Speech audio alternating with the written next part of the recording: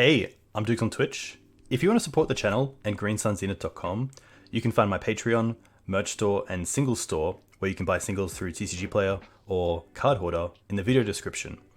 If you want to get in contact, you can also find all that info in the description below for things like donation deck lists or just wanting to reach out. Alright, let's get right into it. Hey team, welcome back to Dukes on Twitch. Back today for a rescheduled co-stream from the GreenSunsSummit with Eli Goings, also known as GoblinLackey1. Eli and I have done a fair bit of content in the past in regards to the Maverick and Goblins matchup, and then I believe we did another co-stream of just doing Goblins as a non-Goblins player in myself, which was really cool. But yeah, Eli, very cool to have you on. Thank you for having me once again. I think we started streaming just about the same time, and so I remember that like Goblins versus Maverick thing we did. That was like one of the first cooperative, streamer things I've done, and that was the first thing that we did together. And yeah, we've just been kind of touching base every once in a while. Though it's funny, it's like I feel like when we started, we were like fair deck solidarity, and Goblins has just gotten less and less of a fair deck as time has gone on. Yes, I would say you have some like kind of Marit Lage type starts, obviously with like Lackey into Muxus. But yeah, I will say that a few of these cards in this deck are very different to the deck that we probably took through a league a year and a bit ago. Maybe even 2. I think it's more like 2, yeah. Yeah. So I think the first card, if we go from mana cost upwards, is Battle Cry Goblin, which is a 2-mana 2/2 for 1 and a red. Goblins you control get +1 and gain haste until end of turn.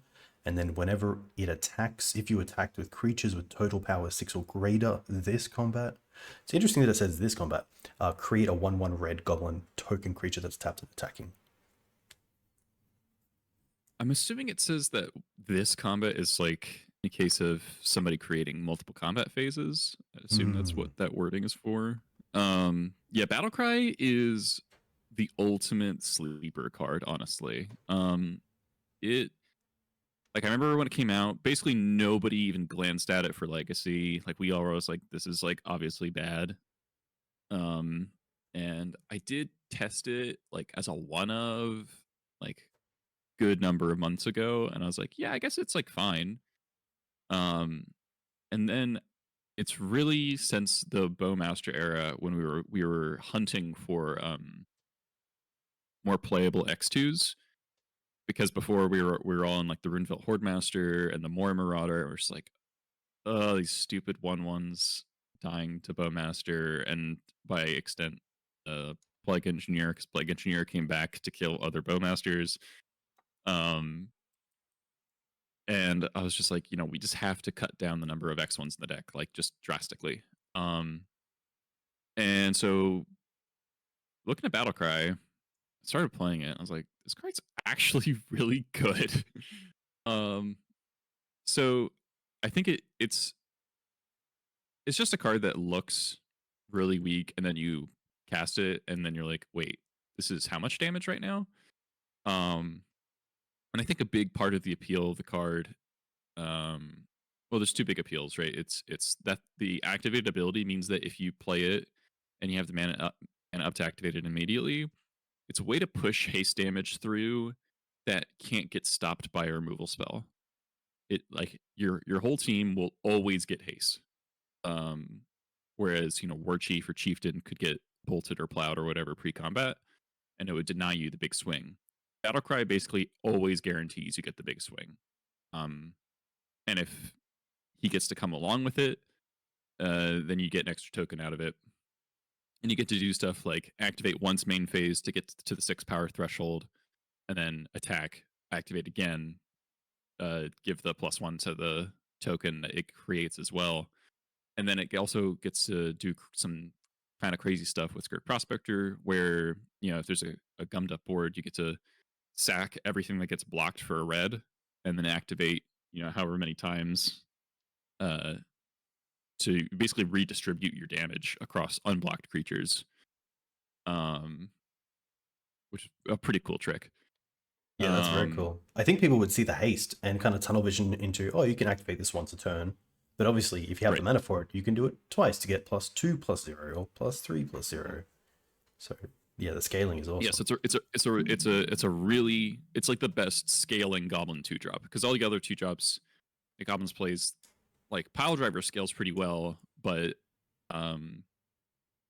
not with as few resources. Like Battle Cry, the great thing about Battle Cry is that you can just have literally only a 2/2 in play, and then you can play Battle Cry activate, swing for 6, make a 1/1. Yeah. One small thing as well is that Piledriver obviously triggers on attack. So before, when you were saying you could sacrifice all your blocked creatures, Piledriver already gets that +2/+0 for all those creatures, Yes. and then you can also get more out of it by activating Battle Cry. Yeah. So it's both. It's kind of weird is that it's really good and kind of bad with Piledriver at the same time, because the ability of Pack Tactics checks on the attack step. It doesn't check on like the resolution of the attack step, if that makes sense. Where Piledriver's triggered ability won't factor into Pack Tactics ever, which is really annoying, because you can't go like Battle Cry with Piledriver in play, activate, attack for 5. Even though you have a 4/3 Piledriver, Battle Cry doesn't see that until it's too late, basically. Yes, because you attacked with a 1-powered, you're attacking with, say, a 5-power. Right. Yes. So that's awkward. But if you have any other 1/1 lying around, all of a sudden your Piledriver hits for like 10, because it gets the extra 1/1. Because the Piledriver does see the 1/1 from Pack Tactics if it gets created. You can stack the triggers. Nice. So it's like it's slightly finicky that way. So it's a little bit of feast or famine. It's either insane with Piledriver or like worse than other 2-drops. And I can't imagine having multiple Battle Cry goblins together. Yes, yeah. They can trigger each other, which is really nice. The other main appeal of Battle Cry is the new Name Sticker Goblin, or Mind Goblin, as we are likely to call it. So there's been, this Turbo Muxus sticker deck that I've been playing quite a bit of and testing, and we're still like figuring out the best version. It's really explosive. Like, I've now killed people on turn 1 a decent number of times, turn 2 rather often. Like, your good hands are ridiculous, and we should probably explain how this card works, because it's a bit of a confusing wording. Yes, I'll let you handle this one. So basically, so I should say the paper version of this card works quite differently, kind of. So the paper version uses the sticker mechanic from Unfinity, and that's why there's this if there's 9 or fewer creatures named Name Sticker Goblin on the battlefield, its ability happens, because in paper they're trying to approximate in paper where you only have 10 stickers. So like there's a maximum number of them that can be on the battlefield on the same time and still generate the ability. So that's what they're doing by having that clause there. And basically what they've done here is aggregated the numbers of like if you chose the optimal sticker sheets, because the way it works in paper, I gotta explain this. The actual card says you add red mana equal to the number of vowels on the sticker that you chose, and stickers. It's such a nonsense mechanic. It's like so awful. You get 10 sticker sheets, each with 3 stickers on them. You randomize them, and at the beginning of each game, you choose 3 sheets. So you have 9 total. And then at the and then so in paper, the big difference between paper and Magic Online is that in paper you'll know how much mana it's going to produce before you even cast it, because you'll get your stickers at the beginning of the game. It's like the highest sticker is 6, and then there's some couple 5s, and then there's a bunch of 4s, and there's some 3s and stuff as well. But your first one will always be the highest, basically. But you'll know beforehand. So this does affect mulligans, right? Because it's like, if you know that you're going to get 6 mana off of it, you could, mulligan to, like, in the turbo version, like just Ancient Tomb, Mox, red card, sticker Muxus. And like you can just keep that 5 and like know that you're going to cast Muxus on turn 1. You can't really do that online because it'd be too risky. But this version, to kind of make up for that, the lack of knowledge you get beforehand, then the numbers are slightly better. You get 6 mana slightly more often than you would in paper, and you get 5 mana about the same, I think. So it's actually more effective, and it's also more effective in multiples, which is pretty important, actually. Whereas in paper, it'll drop off after the first copy. Like, you could never get 6 twice. It's just not possible. Whereas online, you could roll 5 and then a 6. Yeah. I feel like this is a Frank Carsten article incoming. yeah. So this card, so it's also relevant that people honestly haven't caught on to this entirely, because it's got this, it's got a lot of text that people don't really want to read the whole thing. You can kill this in response to deny the mana. Really? It's like a pretty important part of the card. Yeah, you can, because it says, if it enters the battlefield, blah, blah, blah, if it's on the battlefield and you control blah, blah, blah, roll the die. So it has an intervening if clause. I did not know that. That's really relevant. Yes.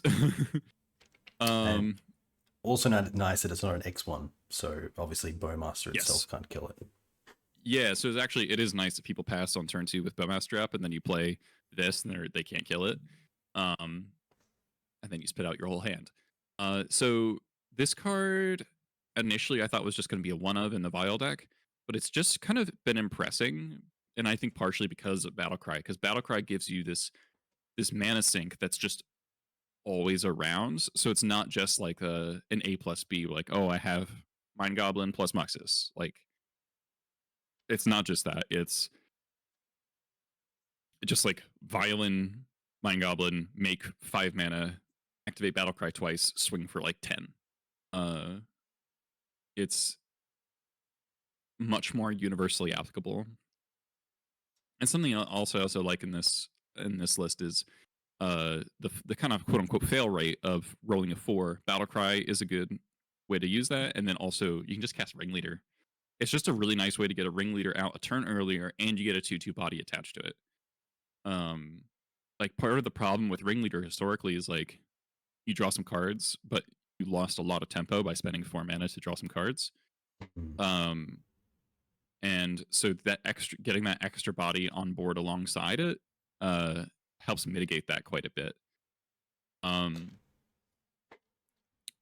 It's funny you say that. It's just kind of... Go ahead. Sorry, I was going to say, it's funny you say that, because I've never actually considered Goblin Ringleader to be a factual fiction, where one pile is just non-goblins and one pile is goblins, and you keep all the goblins. Yeah.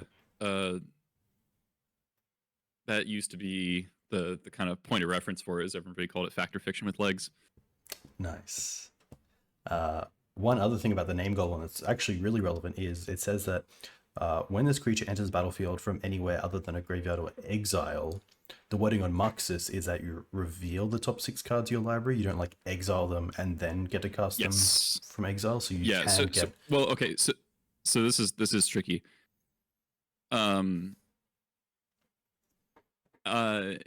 Yes, you're correct that if Muxus was worded that way, it wouldn't work. But it's also relevant, not in this deck list, but potentially some others, that Mind Goblin works with, like Runedevelt Hordemaster, because although it sends the creatures to exile, you cast them, so it's actually entering the battlefield from the stack. Ah, wow, okay. Yeah, so the reason it's worded that way, so for instance, a card that it doesn't work with that I recently learned and I was sad is Lightning Crafter, which is a champion creature. Like if you champion it and then it would come in back into play from being championed, that doesn't work. If somebody leyline binding it and then you blow up the leyline binding, you wouldn't get the mana when it came back into the battlefield. So Okay. that's when that would be relevant. But if you put something in exile and then you cast it, it's entering the battlefield from the stack, which is a weird, kind of side case. Yeah, the list looks sweet. I did have a few Yeah. So questions as a little bit of a mhm. yeah. I guess obviously with Orcish Bowmaster, I think a lot of people would just think of tribal decks trying to pick up more +1/+1 sort of effects to play around it, but obviously here we can see a lot of X2s instead. But yeah, did you have any thoughts of like a Goblin King or Chieftain or Trash Master, or obviously the Horde Master is a little bit awkward. Yeah, so like the Horde Master was like supposed to be the Lord, like it is so good in some matchups, but it's just like too difficult to stack them on top of each other. Because we're like, oh, if I get two Horde Masters in play, then they can't Bowmaster anything. But then it's just like a single, fatal push or whatever it is, completely collapses your whole board state, which is supposed to be durable. Um, so and that logic basically extends out to why I don't like leaning into Lords to beat Bowmaster. And -1/-1 effects in general. This was true back when Ren and 6 was legal. This was true when Plague Engineer was like the most played creature in the format. You don't want to create a house of cards for yourself. It's just better to play more reliably durable creatures. Yeah, I like that a lot. I, from experience, have definitely been caught out too much by having like one Lord effect in play of some kind, Mm-hmm. and then just obviously that being removed, and it just being like, okay, well now this layer of creatures is now dead, and then okay, now this layer of creatures is now dead because those ones are dead that were holding up these ones. Yeah. So Yep. It just all cascades into horrible things. yes, yes. The board, similar to like how I kind of build Maverick right now, is very like combo and a little bit blue heavy, which I think is good because I think this deck has a good chance of grinding, especially with cards like Ringleader and Muxus that you can find off, your matrons, and then also Sling-Gang, of course, is kind of like a nice secondary way to win. Yes. Also Sling-Gang is the MVP, honestly. yeah, especially Kills making people out of nowhere. yeah, yeah, I've definitely been killed by it out of nowhere many times.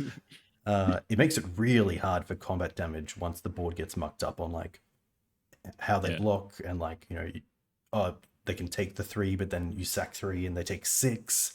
So it's like, okay, well then I kind of got to block. Yeah, it's just it's a very awkward card, but usually for your opponent, not so much for yourself, which is nice. Yes.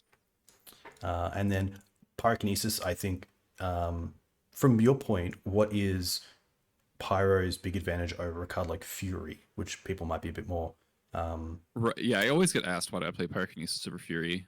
And I value the instant speed a lot. There's a lot of creature combos in Legacy. And a lot of them don't care at all about sorcery speed interaction. And so the two biggest examples would be Painter and Cephalid Breakfast. So Painter Fury is still like good, but there are going to be a decent number of board states where a Fury is like you're 2-for-1ing yourself because if your opponent just like as a Painter in play, you kind of have to just use the Fury because if they just go land Grandstone kill you and you're just sitting there with a Fury in your hand, you're just like, okay, that sucks. Whereas Pyrokinesis you get to sit on into the last possible moment, and you even get to wait for them to commit the mana to Grindstone. So, and often, and a lot of these situations take place on end steps. So they'll be like end of turn, Welder, put either piece back into play, and then on your own end step or something, you get to Kinesis the Painter plus the Welder, or something like that. I find that really important. It also comes up against, so I mentioned Cephalid Breakfast. It happens in two ways against Cephalid, where either they like just play Illusionist, or they play Nomads and then they play Illusionist and you Pyrokinesis in response, or they play Shuko into Cephalid and then you get to Pyrokinesis the Illusionist in response to Shuko, since it's not the instant speed thing. But then there's also instances where actually, if you can just let them combo, and if you can Pyrokinesis, if they don't have other creatures in play at the start of the combo, you can Pyrokinesis the Narcomoebas away before the last one enters the battlefield, and they'll be left with just 2 creatures, and they can't cast Road Return. So they mill their whole deck out, and then can't kill you, and then they die. Yes. So those are 2 big ones. I would also say Initiative is a big one, because you often are worried about some instant speed tricks, whether that's like what is it called? Touch of the Spirit Realm. So like flicker something to create a blocker. So like, or like Solitude. Yeah. So you can fizzle that with Kinesis, and you can't do that with Fury. I often, depending on how bad my situation is, when they play their first initiative creature, I'll often Kinesis on their turn when they try to put counters on the let's say a Seasoned Dungeoneer. Yeah. And this basically it becomes a stifle for the first part of the dungeon, because otherwise, like if you kill it main phase, then they know like, okay, I'll just scry 2. Yeah. So you basically trick them out of a single, a part of the dungeon, which can be quite relevant. I find I also, sorry? I was going to say, I find that Initiative is definitely where like 4 is the new 3, and having obviously Pyrokinesis at instant speed is just so much better, because like Flame Slash, like I sometimes used to play that in like Blue Moon in Modern, but having that kind of, to be able to either Flame Slash 1 creature at instant speed or a multiple up to 4 is pretty awesome. Yeah. And I would say there's also, Goblins gets hurt by a decent range of Hate Bears in Legacy, and the big ones are like Containment Priest, Collector Roof, and Opposition Agent. And Kinesis is much better against all of those, because it's like, if you have a Fury, someone flashes in Containment Priest in response to your Muxus, you really want an instant speed way to deal with it. Yes. Opposition Agent in response to Matron, and then, if they say Green Sun for Oof, and you wanted to activate your Vial, you're kind of forced to activate it in response to the Green Sun, which might, be bad for various reasons. And so if the Oof's in play, and also like if the Oof's just sitting in play and your Vial ticking up, then they think that the Vial's not an issue, and then you Pyrokinesis the Oof and then gets a Vial in on their turn, and that can create a lot of issues for them. So obviously you're giving up the chance to hit Planeswalkers, which I generally not too worried about, because Goblins is a deck that is all creatures that attack. So generally decent at killing Planeswalkers. And then just hardcasting Fury, I just find it doesn't come up that often. Certainly could come up with Mind Goblin. Sometimes you're just going to roll a 5 and you're really going to wish that you could just like hardcast your Fury and be really ahead. But I am not finding that makes up for the downsides in like the trickier situations. Whether that's, all the stuff I mentioned, or, opposing Aether Vial decks, opposing Mind Goblin decks where you have to Kinesis the thing with the trigger on the stack, or else you just get Muxus. Yes. So there's a lot of appeal to Pyrokinesis, I find, over Fury. Yeah, the more you talk about it, the more it kind of sounds like Newton talking about Snuff Out, and just how it allows you to like, especially work at instant speed, but also it doesn't take a turn away from you, which Fury doesn't either, but I think that's pretty nice as well, that you can keep building out the board while also dealing with your opponent's creatures. Yeah. And Goblins, it's usually, I mean, it's a little tricky because Goblins often doesn't want to Kinesis early. The ideal Kinesis is the one you cast the turn you cast Ringleader. Like that's always what you would want to line up is play Ringleader and then pitch your worst card that you drew off the Ringleader. Um, that's like the ideal. Doesn't usually play out that way, but that's what I try to look for when I can. Yeah, nice. Like a late game Lackey, something like that. You're right, exactly. Last question was around Blood Moon. I don't see a swamp in the list, which I assume is based on the swamp just being a little bit too awkward for the upside of potentially having it online when you also have Blood Moon online. Yeah, it's just like, have I lost games because I drew my black cards after Blood Mooning someone? Yes. But you do have Vial and Lackey to get them through still, and most Blood Moon matchups, I would say most Blood Moon matchups, once you've resolved it, either Munitions Expert isn't in your deck, or you don't care that you can't cast it. Sling-Gang's a little more relevant, but like, you've still got Sling-Gang coming off of Lackey, Vial, and Muxus, so it still has ways to enter the battlefield. So I'm not as high on Blood Moon right now. It's like, it's good against the 4 or 5 color piles. And then it's like randomly good against some combo decks, specifically Doomsday. But other than that, and there's lands too. And like, again, like I don't care if I can't cast Munitions Expert against lands. Yes. So generally, Blood Moon is just the kind of card where it's like, in most matchups where you board in Blood Moon, especially the way I tend to board Blood Moon quite conservatively. So it's like I only tend to board in Blood Moon if it's like, okay, if this resolves, it's like 90% to win the game. At which point my other cards don't matter. Nice. That's good. That's really good. One last thing I'll show you before we go into a league is, have you heard of Pyromancer Torch on Twitter? They just posted this list, which is... I just got tagged in this. Yeah, beautiful. Especially the 7th eds. I know like these matrons are quite expensive, and obviously like the ports as well. But yeah, the ports are very pricey. I love the mountain choice is excellent. Yeah, these lands are very expensive. I know the like Underground Sea version, like the blue-black ones, like 700-800 each. Oh, Delta, foil onslaught deltas. Yeah, crazy, but nice to see. That's a really nice list. Yeah, Goblins making it in all formats. I've heard Goblins is very good in like the pre-modern, like middle school, pre-modern, middle school.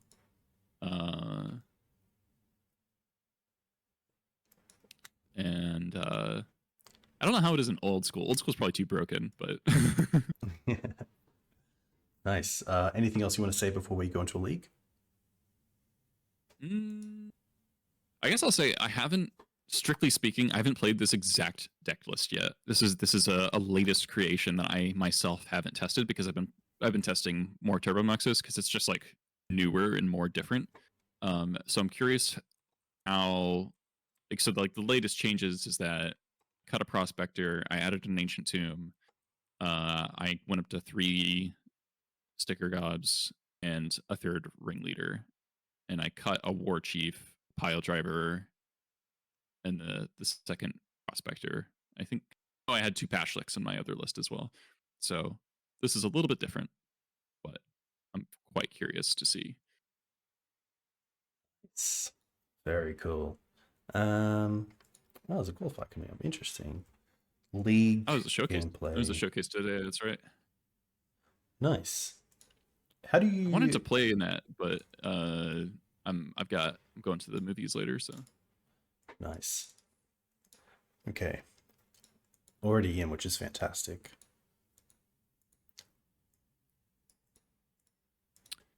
I will say let's set some stops here.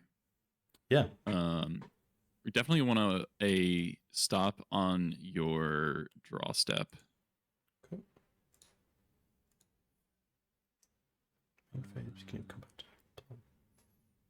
Yeah, this should be fine. Nice. yeah, with goblins, how do you usually feel about one land of Vial hands? I'm usually fine with them on the play. I'm a little wary of this on the draw. If our land was a basic, I'd be a little more comfortable as well. Mm. Um, this one's pretty.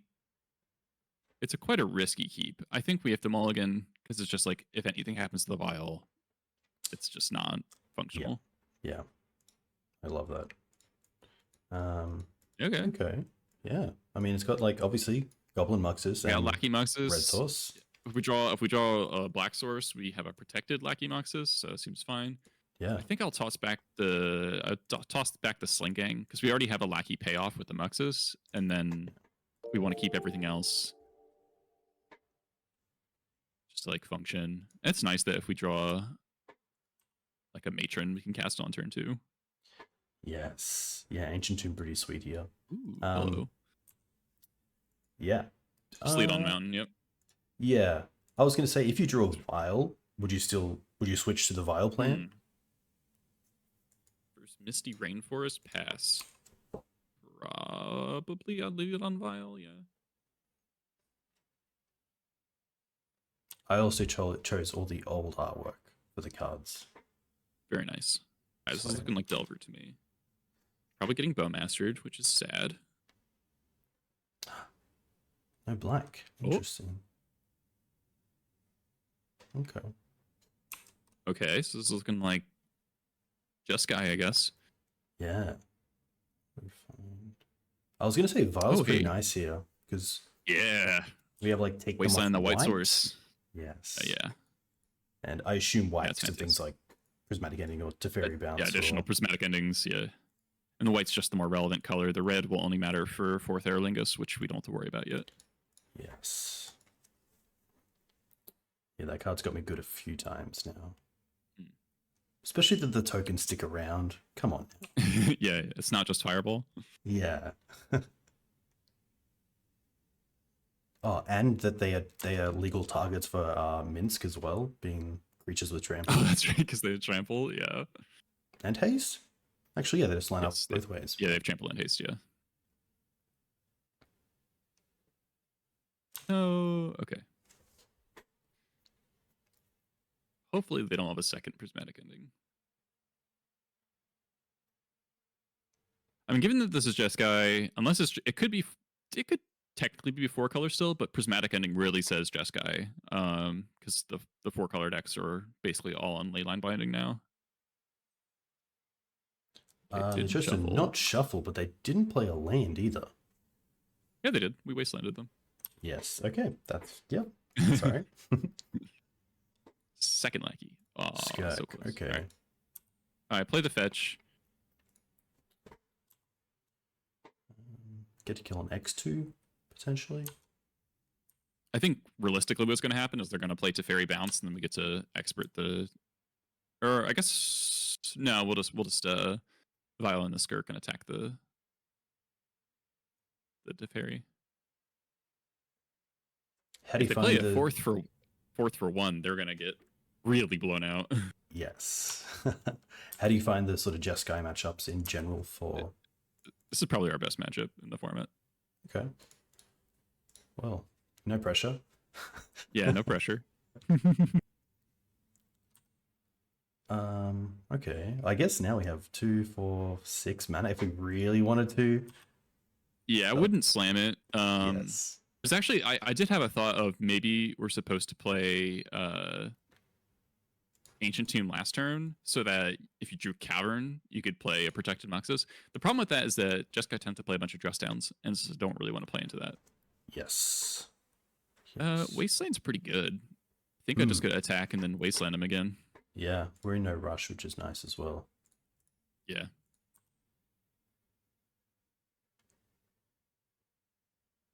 It's kind of nice as well with like how legacies progress, not really having to worry about things like Vendilion Click or any sort of like real flash like blockers, other than maybe like endurance, but obviously here that isn't an issue. Well, but Bowmaster is the flash blocker. Yes. Okay, there we go. It's the flash blocker that killed all the other flash blockers. Yeah, it really did. I haven't seen an Ice Fang in so long. Yeah, me neither. Which is crazy when you think about how much play it saw. Like Blue-Green Mm-hmm. Omni, obviously the Oko decks. Crazy. Yep.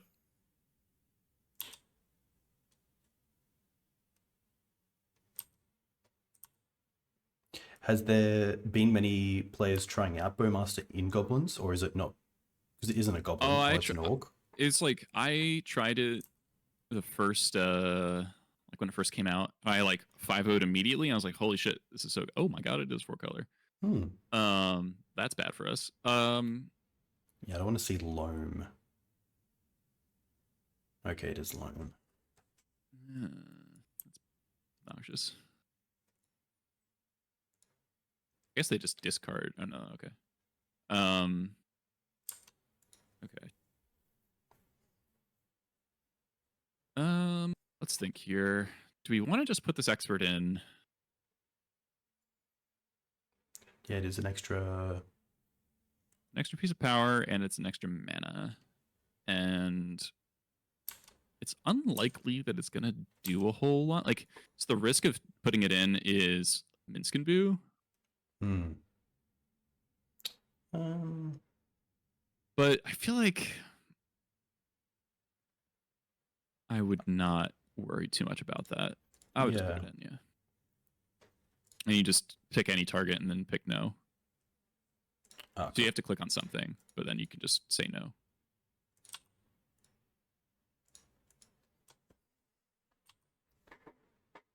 All right. I assume this is just going up to 6. Yeah, we're just sticking it up, yeah. Okay. So now we have to decide, do we YOLO into a Force of Will? It's actually like kind of a tough choice. Yeah, I think for now, because there's no real pressure on, it's not too bad. Well, there kind of is and there isn't, where this is the turn where they're tapped out of a dress down. We know their hand is at least 2 lands. They pondered. They did not shuffle.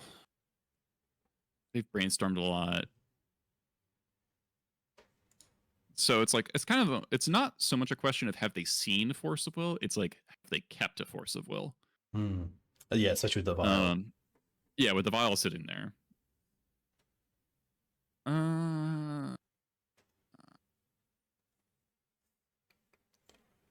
Tricky. And it's also like, what are we're giving up Spectre and Expert, which are like Prospector's relevant, Expert's not.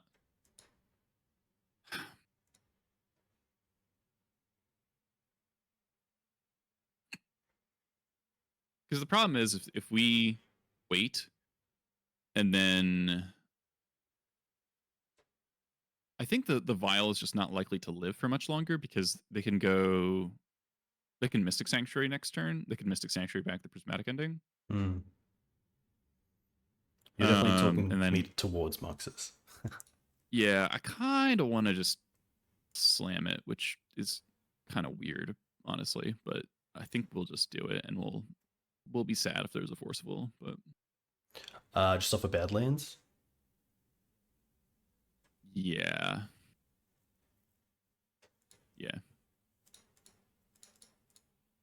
Sacrifice. Yeah. So sack this, and then sack itself. Yep. And then I like that it checks as well. Like, do you really want to sacrifice this? Yeah.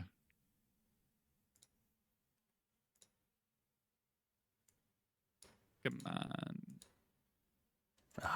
Damn it. That's unfortunate.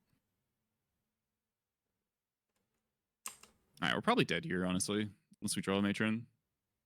Just having them with the Loam basically canceling out 2 of our Wastelands. They're going to play the Ring here, and we're going to die. Yeah, it's tough because like the Ring's good. Minsk here is good because they can play their 1/1, make it a 4/4. Yeah. Wow, it is Minsk. Okay. I mean, I think our line's still makes sense. It's really just if Cavern is our next card, then we'll feel really stupid. But 3 and 4 drops. I assume we're just ticking up as well. yeah, because go we up to can 4. cast. Yeah, if you go to 4, you can draw a Sling-Gang and kill the Minsk. Yes. Don't do it. Don't do it. Oh my gosh. Oh, come on. Yeah. That's really frustrating. I think we keep this. Dead. Yeah, I assume they're playing Wasteland as well, but that's a tough one. Yeah. We'll take That's that. really frustrating, man. Come on. All right. So it's like old 4-color, which is weird. Let's get this Blood Moon. Let's get the Surgicals. Yeah. I think only like one or 2 Blasts. I think Blast is like pretty mediocre actually versus them. And we're gonna cut Gempalm. It's in 3 drops, yeah. Twinshot. I think we'll go down to 1 expert. And and Cratermaker. Cratermaker doesn't do anything. That makes sense. So the one problem with this configuration is if they do have the hate bearers of like Containment Priest, you only got like the one way to kill it, which is really annoying. But I generally don't hedge in that direction. Yeah. Until I've seen it. Nice. All right. Like we kind of saw like what happens there. Ooh, this is a nice hand. Yeah, especially with double Cavern. Yeah, I'm definitely gonna Cavern Lackey here. Put him to the test.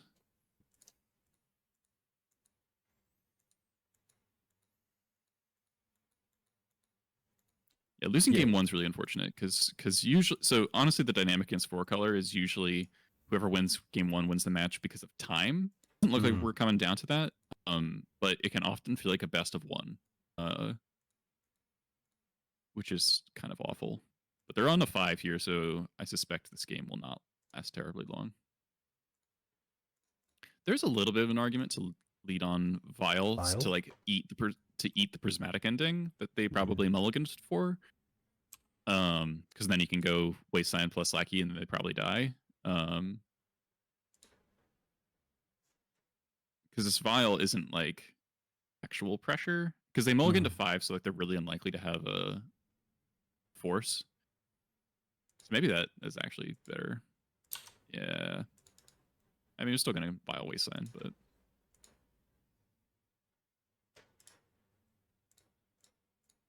Yeah, I would much rather this happen the other way around. Yeah. Especially knowing it's PE, not our swords. Yeah. Oh, no land. Okay. Well, yeah. Well, it did go to 5, so... It's also possible they have 6 their turn. That went by really fast. Ooh, I was going to say Battle Cry's nice. Draw. Yeah. Yeah, just play that off the mountain.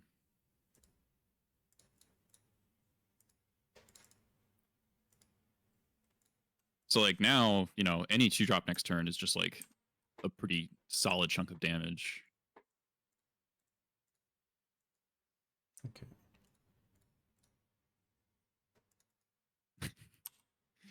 The Vile Bait. Typically worth. It's always tough as well because if you don't do it, ooh, nice. Yeah, I'm definitely fetch mountain. Like yes. The Warchief, yeah.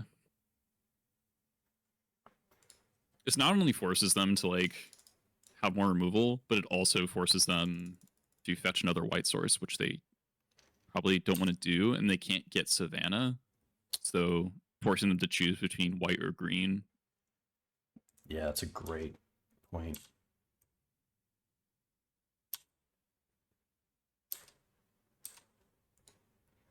Really hope they're not playing Terminus. They don't have a draw step on, so I assume they're not.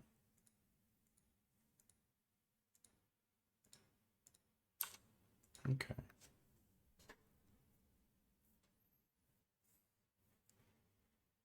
So I'm kind of curious, like, do we even play the Ringleader? Do we just double activate? It looks like they're killing something. Double Oh, brainstorm. Wow. okay. Yeah, So it I could think be they're that's setting up Terminus. I love the thought of double activate and just hold the Ringleader. Because then we have it the following turn off Vial if needed. Right. Yeah, and we get to activate. So we activate once, attack, make a token, then activate again, and they take 10. Yeah. And then even if they get rid of the board, having the Ringleader around means we could then find another Battle Cry and activate with the mana. Yeah. Sick. Oof. Okay, that doesn't change the equation. I think you think no. Just play the Cavern and activate. Nope, not Merfolk. Nice. So activate. This is cool. It's nice to see it in game one as well, or in match one as well. Yeah. So yeah, we're getting a boatload of damage and some value. Yeah, it's 10. Puts them to 4. Yeah, it's just like way more damage than it feels like it should be. Like, yeah, there's the nice Terminus, but we don't care about it. Yeah. Yeah, this takes off the white matter. source as well. Wow. I guess they have to have we just need any haste creature will kill them. Yeah, maybe they have one more. Okay, Savannah. Okay, that's it's a halfling. Okay. I feel like the halflings get a chump block. They're also just dead to Sling-Gang as well. Oh, that's really nice. Okay. Just adjusting. It doesn't really change anything. There's no blue things you have to worry about, but no, Vial in your main phase, not your draw step. I don't think it really matters, but sorry, yeah, I forgot about this stuff.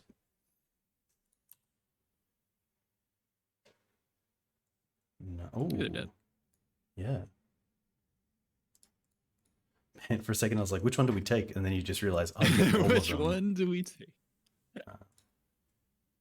Nice. Okay, so you can attack first, and then yes. I mean, put in all roads lead to Rome, but yeah. Nice.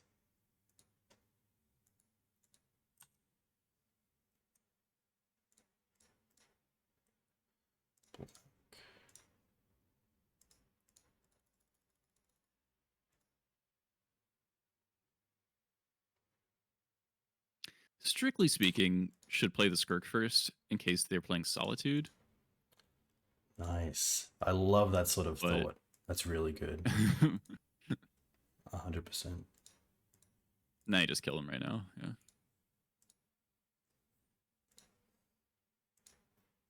Yeah, it can be a little sketchy sometimes when you're trying to kill somebody with Sling-Gang and you have like exact lethal, and then they kill the Sling-Gang with the trigger on the stack, and it's just like I just needed like one guy in play. Yes. Yes, all very right. true. So Halfling makes Reb worse, both because it makes Uro uncounterable and it's like it accelerates the non-blue parts of their deck, like they can play like Immense can do. So I think let's trim Reb and bring. I want those. I go back and forth on whether or not Expert or Twinshot is better. Like Twinshot will always kill it, but it's like a worse exchange. Whereas Expert, they could have removal and like stop you from killing it. I think Expert is probably better. So let's get the second Expert in there. Lackey is worse on the draw. But I don't know if it's worse enough that I want to cut any.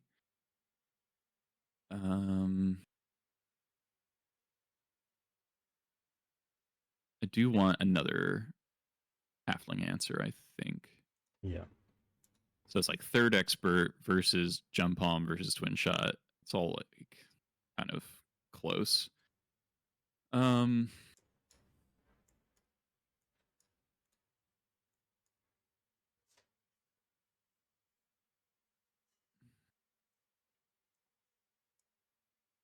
Let's do Twin Shot since it's the little bit of reach can actually matter. Like sometimes you just need to Matron for 2 uncounterable damage. So let's do that, nice. and let's cut.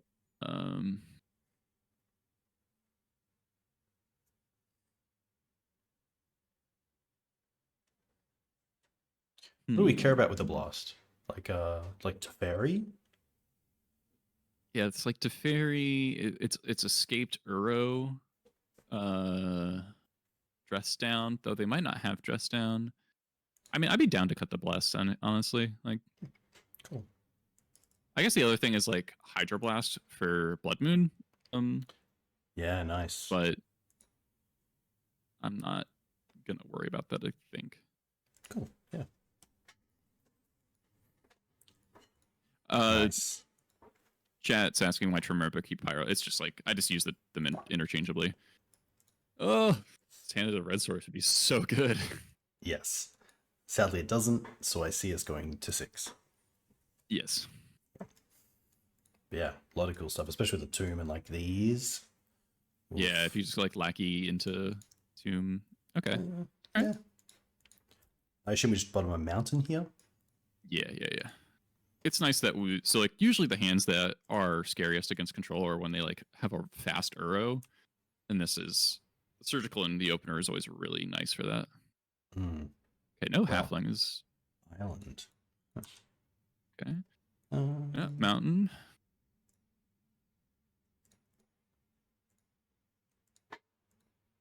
Yeah, also be a basic mountain or basic island notable. So our blood moons are considerably worse. Okay. Given that our hand is all lands, I'm pretty happy with that exchange. Yeah, definitely. Also hitting a ponder, which stops him from binding the other mana sources. Just basic so far. Wow. Did not expect that. Okay. All right, second surgical is a lot worse than the first surgical. Just play the fetch here.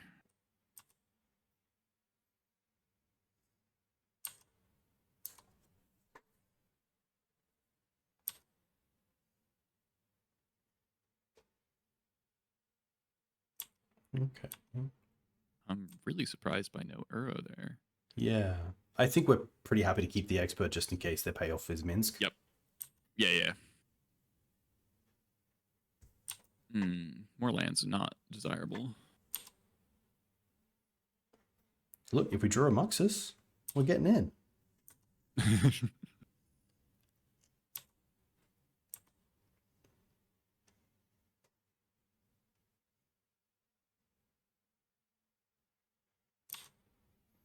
Okay. Please be Uro. Surely cracking a fetch here means they have a 4-drop. Or they've drawn a 3-drop without the land. Yeah. Okay. Oh, nice. Yeah. Thank God. Thank God.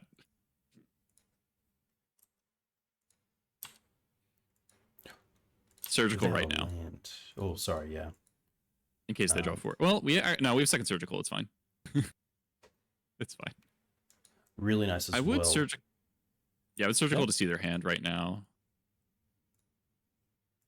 Because it kind of tells you whether or not you put in the expert. Used mana for that. Apologies. That's true, but our life total is not particularly relevant. Okay. Force of Vigor, Hydroblast, Brainstorm. Okay. Well, they sure came prepared for Blood Moon. Yes. Only 2. Okay, let's have a quick... I'm just going to take a screenshot. Yep. Is it surgical where it actually doesn't save the hand all the time? Surgical does save the hand. Also, make sure you click that Uro in the graveyard. Do they only... Okay. So 2 Minsk, 4th to win. Is that it? Yeah? Yep. Okay. Yep. And then let's have a quick look at sources. So they have a Savannah, a Tundra, 2 Vox. So if we Wasteland that Tundra, they only have 2 white sources. Yes. That's kind of nice. I guess they can cast Teferi off of Halfling. Yes, and they do have the loam as well, which makes it tricky. Loam, yeah. Okay. Make sure we exile those. Cool. All right. I think we play the expert. The one feels Yeah. bad. Like if they want to Hydro Blast it, that's fine. Wasteland here means they're not casting One Ring or Minsk anytime soon. Yeah, so maybe the risk of playing the expert. Oh my Sorry. god. Oh my gosh. Oh my gosh. Oh my gosh. I went to say yes to that. Yes. Okay. Yeah. Sorry. Yeah. I feel that. That's like the I'm not mad. I'm just disappointed sound. Well, if we lose due to not having a goblin in play and taking a point or two damage, then we get to blame you. All right. Well, they might get brainstorm locked here. Yeah. I'd love to see it.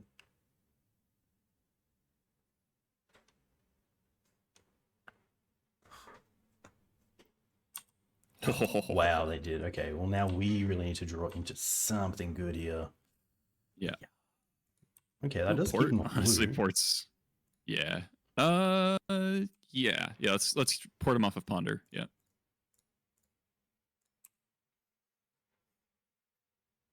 Yeah, this Man, ring is now very hard to get into play. Yeah. Nice. Okay. Yeah, we play that. Just gets hydroblasted, unfortunately. But all right, I am now starting to get a little bit sad that we don't have a 1/1 that's been punching them 3 times. Yeah, sorry, that's MTGO's fault. I actually clicked no. I wonder, do we port The forest? I like that. Well, hold on. So they brainstormed on their main phase, right? So they're still in the brainstorm lock. Correct. So yeah, let's port the island still, because they're not going to draw a halfling, and we don't want them to have like the option to hold up the hydroblast, and then we like draw a Muxus. Yeah, I love that.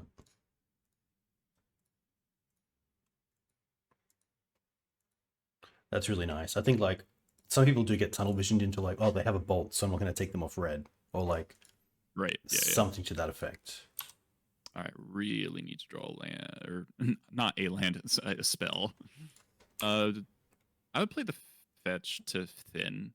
Okay.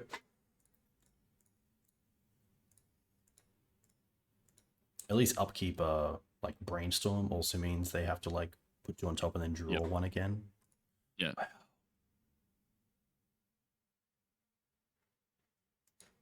Okay, that's a good There we start. go. All right, fetch to thin first. This is you're in your draw step again. I'm sorry, this draw step stop is screwing you up. That's all good. That's all good. So the reason it's there, I should say, is so that you can port in your own turn or in your own draw step, and then like have a protected like Warchief or something along the lines. Oh, I wonder if we're supposed to be surgical force of will. Oh, that's good. That's really good. You didn't click the Piledriver. It's nice that you can't not pick all the goblins. It would really suck if you. Yes. What do you think of Piledriver here alone, and then port again? Piledriver is definitely more damage. Yeah, I think I like playing the Piledriver. Cool.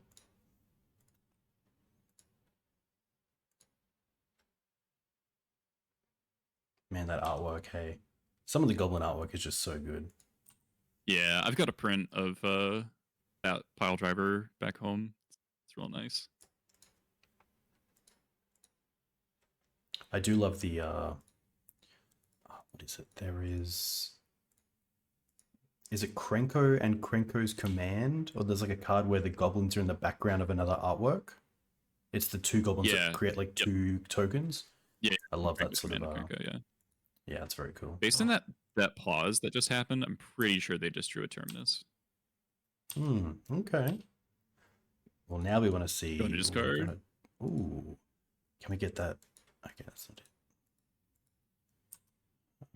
No point playing anything first. Yeah, just attack, play double Lackey. Yeah. So it's 4 plus them to 14? Oh, 5. Wow. Piledriver's gonna hit for a bazillion next turn. Yeah. Nearly have lethal. Yep. Especially with a hasty threat off the top. Actually, if we play expert, okay, so I want to think here.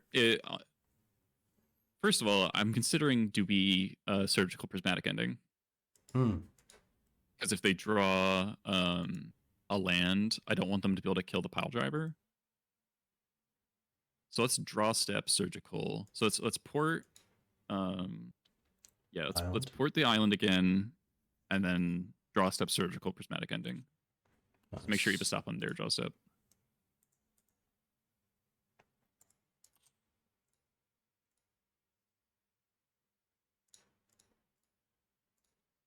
It's nice that Piledriver can't get hydroblasted, so I'm not super worried about that. Yes. No. Yeah, I didn't even want to use. Yeah, because you might. Yeah, we're probably going to expert end of turn. So it'll be an extra 3 damage.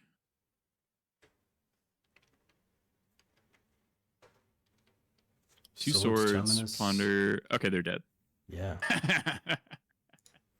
Nice. I love that laugh. Rishadan Port, good card.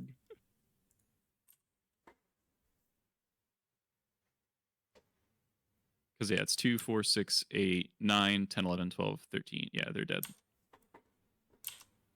All right. So let's do this correctly. I like this as well. We actually get to... Let's target this.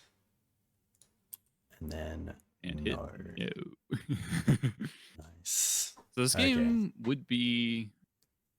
So it was nice that we won anyway. The 1-1 would have hit them like 6 times. Yes. Yeah. Look, so that hands up. That's definitely could have mattered. But Goblin's too good. Also, I mean, really, Rishadan Port's too good. So what caught me out there was that when there isn't another creature in play, it doesn't ask you to choose the creature. It just automatically assumes and then goes, do you want to use the ability? That's right. Yeah, that's a good point. All right, that's a nice one. So definitely a good showcase report there. I definitely could hear my friends who want me to play 4 ports going in the back of my head. Imagine this Ancient Tomb was a port right now. Which is true. If that Ancient Tomb was a port, it would be a lot better in that situation. So maybe something to keep in mind. So worth saying that the Ancient Tomb did let us go Ringleader, Piledriver plus port. Yeah, that's very true. So like once we drew gas, the Ancient Tomb became good. But obviously port is vastly better when you're flooding out. Yes. I'm just gonna go to the bathroom real quick. Would you like to talk to chat while I'm away? I would love to talk to chat. Thank you. I'll be back in a second. Mm-hmm.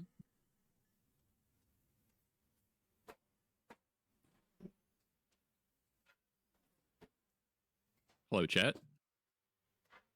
Hey, Jared.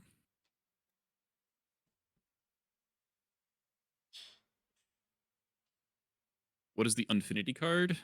Hello, cute enemy. Delel? I tried to put port as my password instead. It was too strong. The Infinity card is quote unquote name sticker goblin. It's Seething Song with legs is the easiest way to explain it. It's Seething Song with legs with a lot of rules baggage.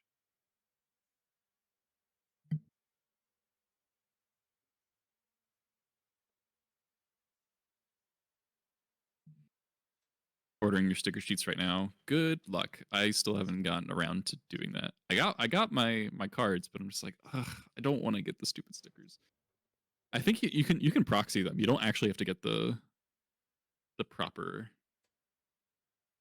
proper things. You can just like create your own depending on how creative you feel.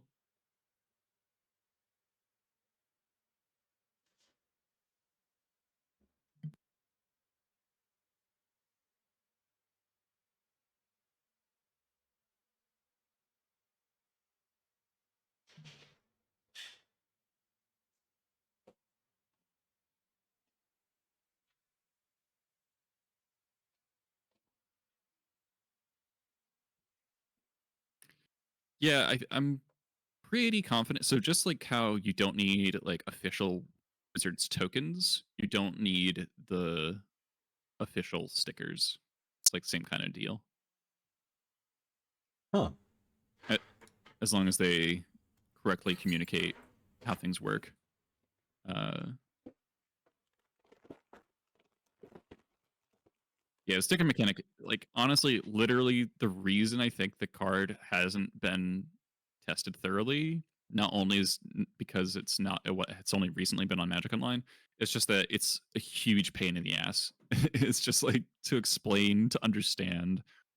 I misunderstood it up until not that long ago, in terms of the odds of producing different amounts of mana. It's a huge headache. I would really strongly support. I would love to pressure WotC into errataing the paper version into the online version. Yeah, can I just roll a die? Yes, exactly. Wow, yeah, I never thought of that. Oof. We keep getting these sick hands without red sources. Okay. Ooh, all right. Okay. All right. Look at that. This is very similar to the other hand we had. Yeah. Let's stitch the Sling-Gang again. Nice. Because we'll have the Skirk as secondary ramp.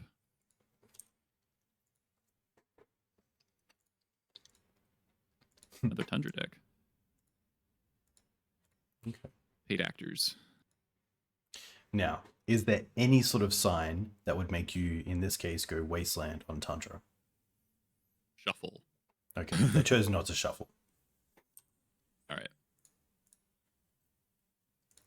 Yeah, GoblinLackey. I feel like GoblinLackey Pass is like one of the things you want to say in Magic as a Goblins player. Yes. Yeah, yeah. Uh-oh. Come on now. Uh-oh. Come on now. Well, we get to reset the board, I guess. Yeah. Ooh, hello. Would you like to take them off white before you deploy, or not?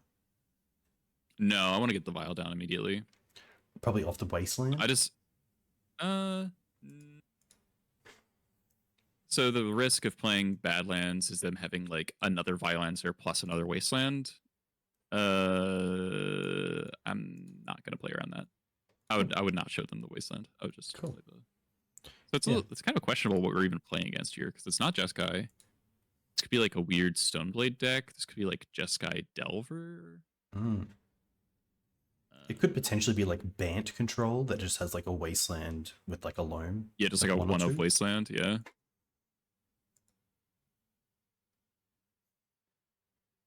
Aether Vial, interesting. I don't think Aether Vial plays like cantrips. That's probably the yeah. It plays Brainstorm, but doesn't play Ponder, and it generally doesn't play Prismatic Ending in the main deck either. Okay, Long Tank Resolve Vial is interesting. Yeah, it's like, do I really want to spend a removal spell on this, or?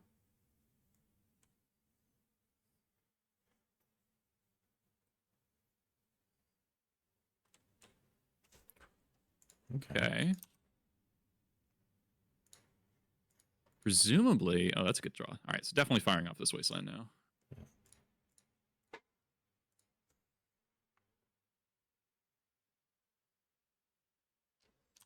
So thinking ahead, if we end step Skirk, untap with potentially 3 mana, are we looking to Matron as soon as possible? No, definitely not.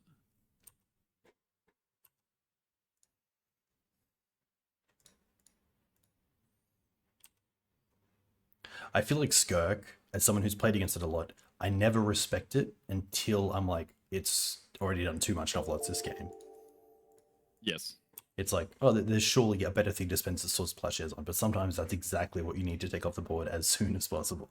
Yeah. Ooh, second Wasteland. That's excellent. Attack first and then Wasteland them. Yes, I like that. That's a yes. Because I think like there are definitely scenarios where they're like, I won't swords this yet, but if I Wasteland them and I don't have like another source, it's like, okay, now I just want to get it there. Yep. I guess strictly speaking, we should do it on their upkeep, but whatever. That's true, yeah. Especially when it's untapped. Right, because it's like if they were to go like Brainstorm and then they wanted to fetch a different color and then we want to Wasteland that. But so I guess it's 4-color that just happens to have drawn. It's like 1 Wasteland. I think that's what's going on here.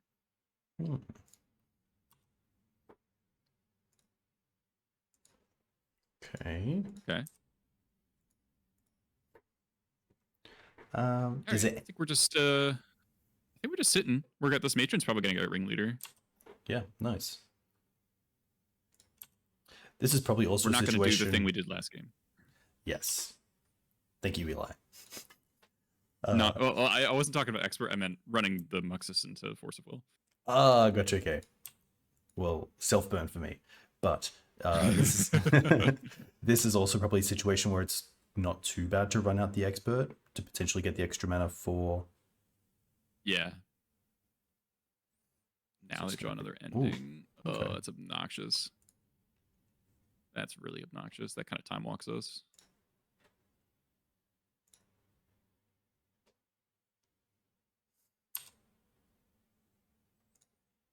Yeah, it's just ring here, right? There's nothing... No, I think we have to change plans because now we don't have enough mana to get anywhere near Ringleader. Sticker looks pretty good here. Oh, I like it. It is a little... Once again, it's do we run into Force of Will? Eli, Caverns on top. You're right. The other option would be like get a Piledriver and try to put pressure on them that way. It's just going to be a little bit slow. We could also get Battle Cry. Battle Cry could potentially net more damage.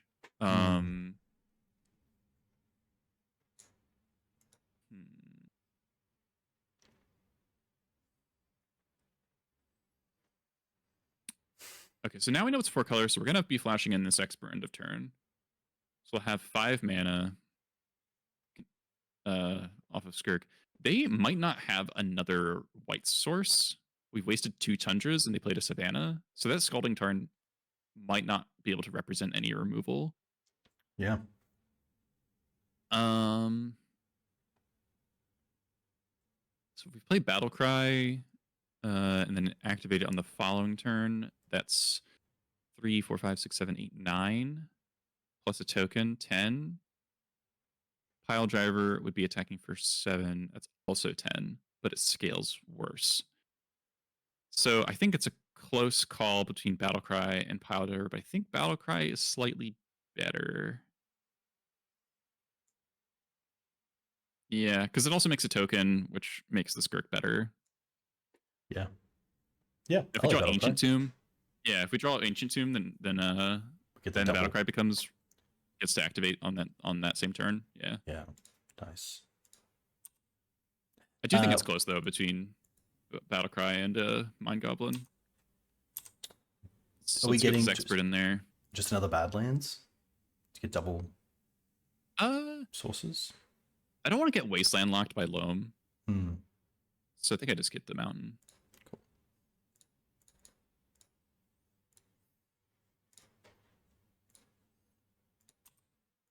No. I have to say it as well. Okay. Okay. All right, so we have the choice here of do we Muxus or not? I think not on this turn. Yeah. But actually we get to go Battle Cry. Yeah. All right, so let's play Battle Cry, see if it resolves.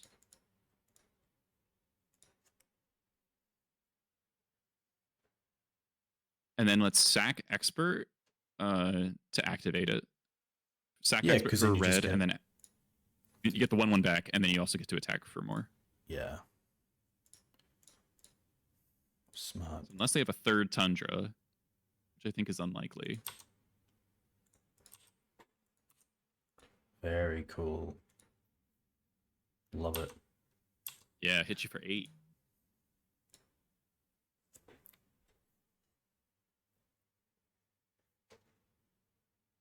Oof. And now they kind of have 2 things they need to kill.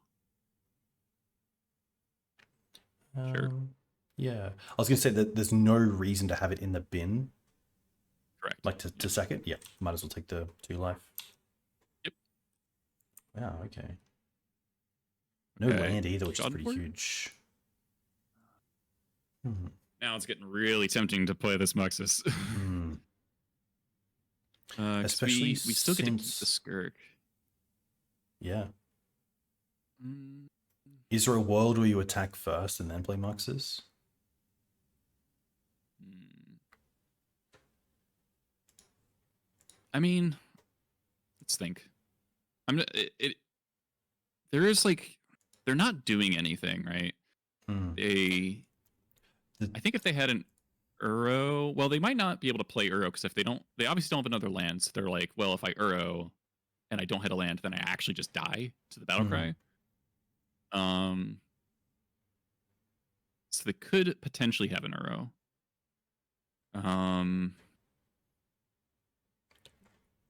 But I do like just hitting for 3. Hitting for 3 and passing is also fine. Like if we draw more lands, then we can just cast Muxus, sacking only the token. Yeah. But you know, we could be giving up the chance to just win the game here. So it's, you know, The swords also makes me think they don't have a sweeper in hand, but it could also be a situation where you're talking about not having multiple white sources, which means like Supreme Verdict is turned off.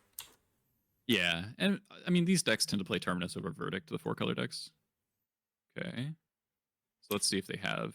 Okay, so they don't have an Uro. They don't have a ring. So I'm pretty happy to be. Oh, that's a perfect draw. No, you're on Draw your step. draw step. That's gonna be like the rolling joke of this stream. Yeah. It's draw step.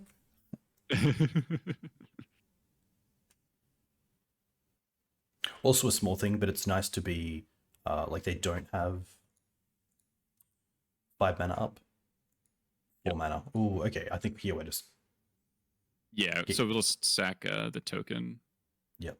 We'll keep the 2/2. It'll cost us a point of damage, but it's still a. Well, it's not a 2-turn clock anymore, but that's fine. Okay. Okay, they did have force. Pitching a dress down. Okay. Just good to know about. Yep. Like, I think I'm happy running into like an endurance here. Yeah, I wouldn't play around endurance at this point. They could have had endurance last turn. Okay, I guess they. Wait, what? Oh no, they killed the. Yeah, all right, that kind of sucks. To be fair as well, it's very tough to not attack in that position and like feel you're in like the winning position. It's like it would be insane to not attack.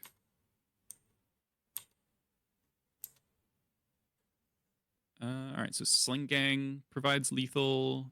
Matron's very good draw. Battle Cry is a very good draw. They go to 4.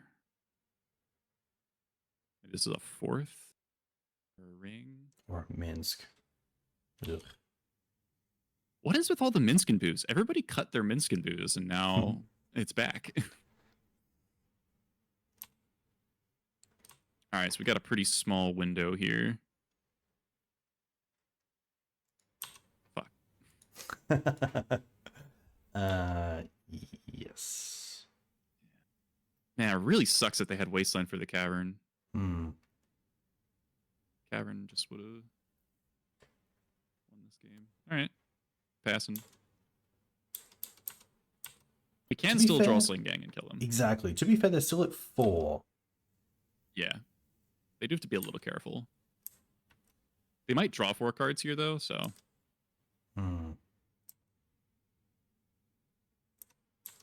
Yeah, I think that's what's happening.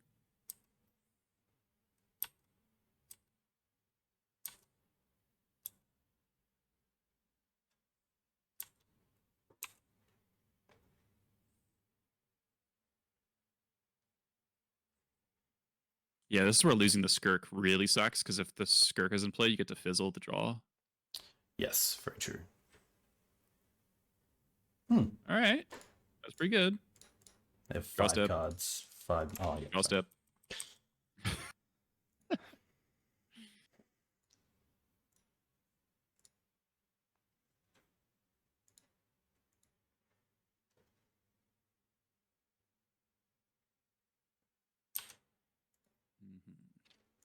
At least it's not hardcast forcible anymore.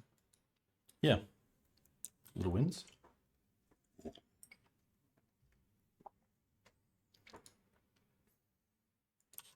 Wow. Okay.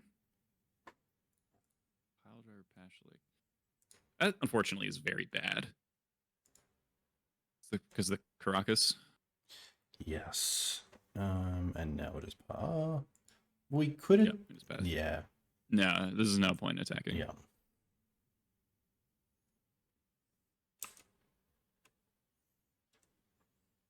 Yeah. Another endurance. Okay. Multiple main deck endurance. This is a very old build of 4-color. You never see this anymore. Like with the main deck dress downs, main deck Minskin boot. I wonder if they're not playing the ring. Yeah, like no late line binding we haven't seen. Yeah, I would say they're definitely not playing late line binding.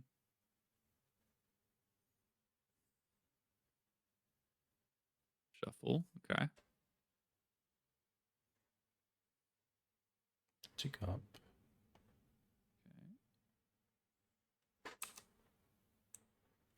Still could draw a Sling-Gang. Or Battle Cry? Does Battle Cry do it? Oh, 1, 2. Close. So close, yeah. Maybe in this position, we just play out. You're in your draw step again. Sorry. I'm going to take this off until we actually... No, that's fair enough. If this Caracas wasn't there, I would say we're actually favored to win here, but it is. So if we play Battle Cry activate attack, theoretically, if they have no removal spells, we do win because of the token. Yes, block. But oh no, they would go to 1. They go to 1. They can block Battle Cry Ringleader, and they take 3. No, don't play it. I think our route to victory is Piledriver Mons, and then they'll bounce the Mons, but whatever. And then we draw a 6th land, and we can double activate. I think that's our route. Okay. Instead of playing out like Piledriver and Goblin or Battle Cry this turn. I don't... They can just... they actually can't Mystic Sanctuary, which is funny. I guess they also gonna have draw... Minsk destroy something. Yeah, they're gonna draw... Yeah, we can't let the Battle Cry die. I like your plan then of Piledriver into Mons. Yeah.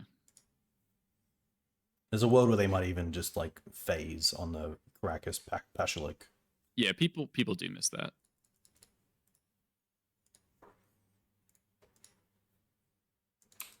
Oh. Yeah, like they're gonna hardcast Forcible.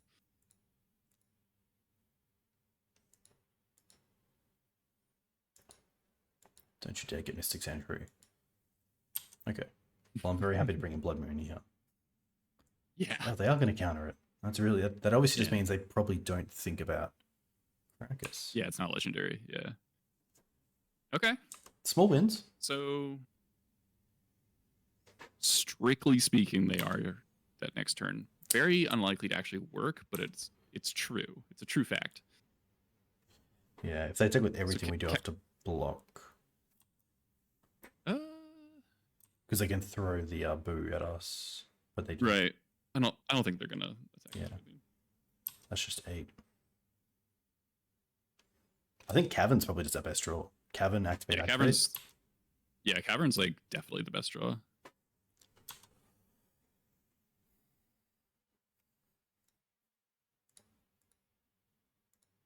They don't kill the driver. Okay. Maybe they're thinking they'll prismatic ending the driver. Yeah. But Eli, they use blue, and this is protection from blue. You're right. It should be illegal targets. So unlucky. All right, Cavern of Souls. Cavern of Souls. That's so close. Yeah, let's just play it. I guess we're kind of in a position now where we just play this as well. Because if they don't have removal... No. I think it's just so unlikely that they don't have removal that I want to continue to play as if they do. Okay. And at least here, Mogg does block 1 damage. Yep. We Which actively is- want to block because then, Yes. Yeah. yeah.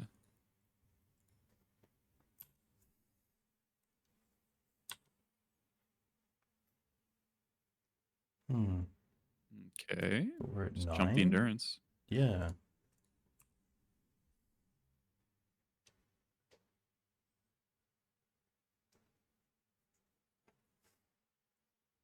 That's one. All right, That's now, one now less Cavern's blocker as really, yeah. Okay. If they get an Uro, I think they're still, well, maybe not. They can't escape. They can't play and escape Uro because of the Caracas, actually. What is this? Nonsense. Arset. Okay. This is a More. really... Oh, they missed. They missed? All right, that's a good sign.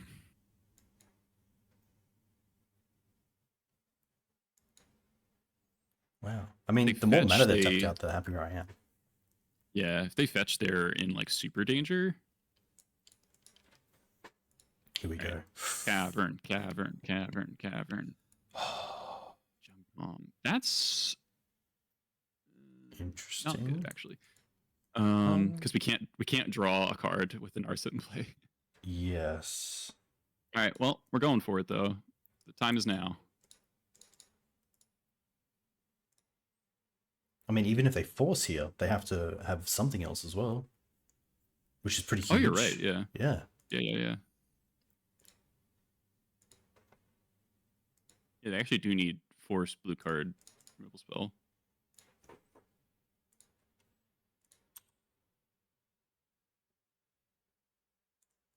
Yes, getting the token. Are we stealing this? I think we're stealing this.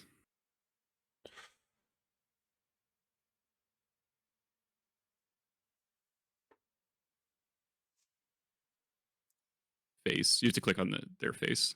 Tell it where the token's going.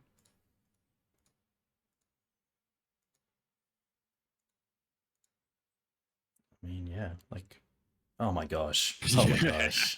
Just play it out. Just play it out. The only thing I will say is that they do have 5 minutes on us, but we are up a game, which is fantastic. Yeah, okay. All right, so 4-color again. Oh, that a was a little nail biter. It was a little bit different as well. A lot more creature heavy. Yeah, with the endurances. So expert is a lot better. Anytime you get to expert endurance, it's like a huge blowout.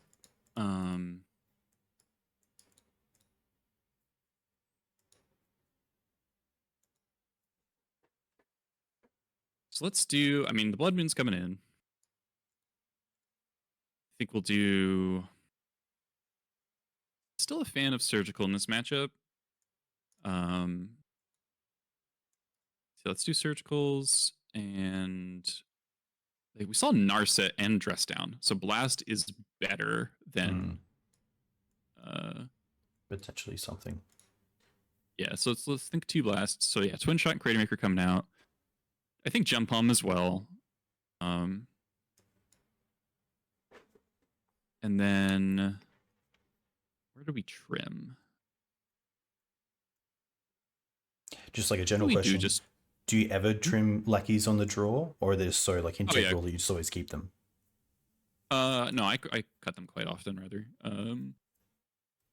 So I'm really I really want a Surgical Uro, and then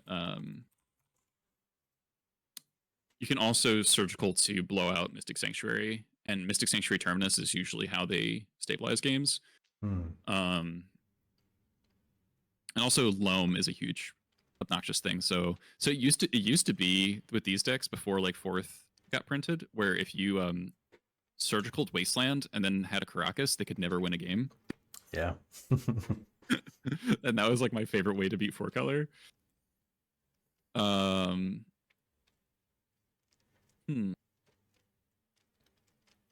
Let's trim 1 expert still. Yeah, nice. And then let's just trim 1 lackey. Okay.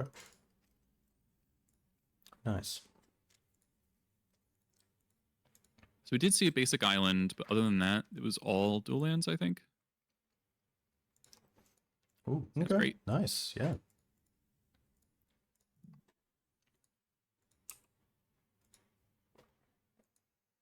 I remember seeing, I think it was Steve at Eternal Weekend playing Goblins, and I just looked at the 7 that he kept. Oh, that's a fantastic draw. He was like, I think it was Lackey, Ringleader, or like double Ringleader, like 5 land, and he's just like, keep, and he looks so happy. I was like, okay, this guy knows Goblins.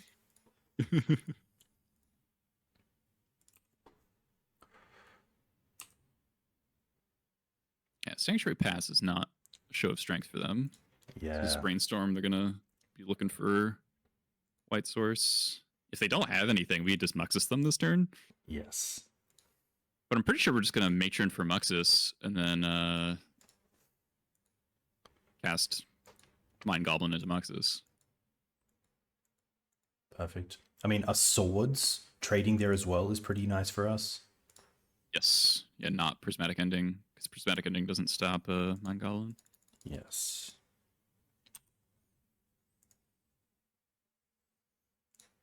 This is going to be pretty scary as well for them.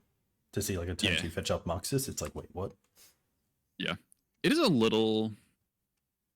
So I think what we're going to do is we're going to cast Mind Goblin off of Mountain. Because if they're going to Force of Will something, you would rather them Force of Will that. Also, I'm wondering, we might wait a turn as well. Like if they pass with Dress Down up, it might just... It's kind of awkward that we can't Piledriver plus Port. But I might just wait until there's no possible fail case. Ooh. Okay. Now that makes me want to wait a little bit longer. So like Mountain Piledriver? I mean, what if we just port them here? But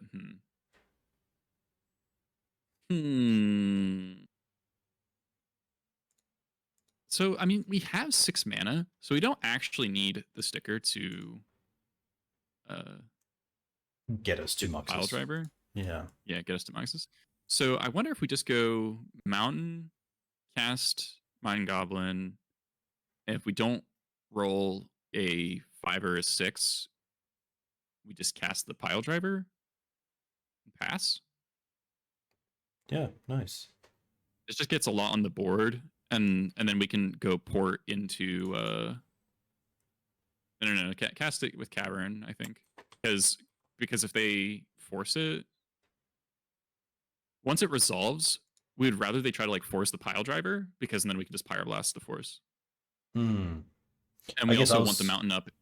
If they dress down in response, that we'd Pyroblast the dress down. Yes. Okay, that makes sense. Yes.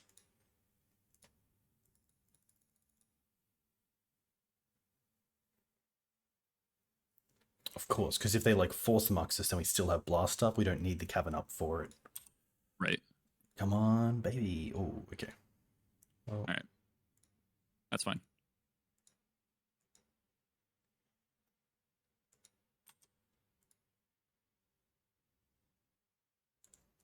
We still got some decent pressure here, and we get to go port into Reb.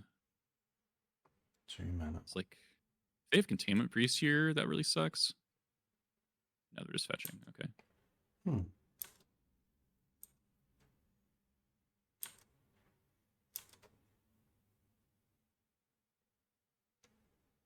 Okay. One thing with that land drop that's huge is no double green for endurance. Yep, that's very true. Okay. Yeah, probably just attack it. Yeah. Port, attack, and then port them using the Cavern, hold up Blast. Yeah, sounds great. Probably port. Turn Staticaster. Oh, Kozilek's Return. That's a new one. Okay. Sure. 2, 3, 4. Well, yep. One more time. Let's port Volk. Because if they cantrip, we can blast it, and then they won't have blue up for dress down. Nice. If they're playing an Uro here, I would blast the front half of Uro. yeah, nothing. Interesting. Ooh. Matron's fantastic. I would Yeah. just play Matron.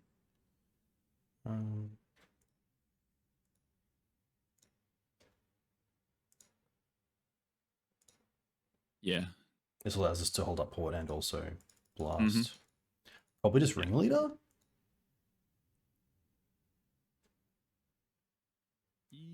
Yeah, I think so.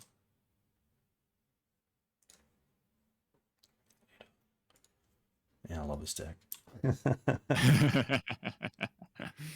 I will just fetch now because we want to be able to. Yep. Get a Badlands, yeah. We're kind of progressed the game beyond like caring about Wasteland luck. Yeah, same thing as last turn.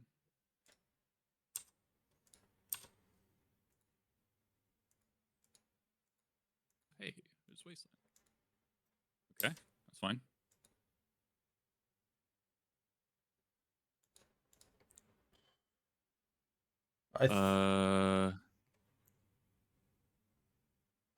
Two. So next turn we can 5, 6. Yeah, next turn we can Ringleader and port them off green still. So if we're just porting them all the time, I think we can just keep them off green, like double green, pretty much indefinitely. So I think, well, I was gonna say I would blast it so they don't get the land drop. Okay. I was going to say that we don't blast because if they Wastelanded the Cavern, they probably have a force for either Goblin or Muxus, which means we have blast up for that. Yeah, but I'm fine with them forcing Ringleader if that means that the Muxus, because that means the Muxus will probably resolve. Yeah, it's not a green. It's not a green source, so I think we're still fine. Pashalik once again sad because of Caracas, but probably just gonna get another Badlands. We have 2 black sources. Yeah, let's just commit to. And then 2, 1, 1. Oh, we don't have enough to port and blast.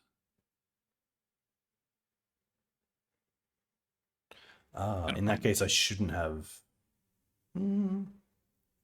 I think this is tough now.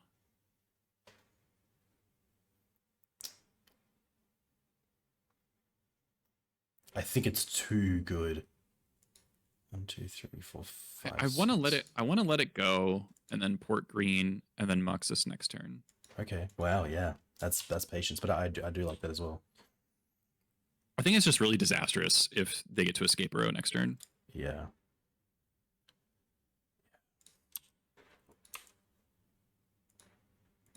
Keep go after green.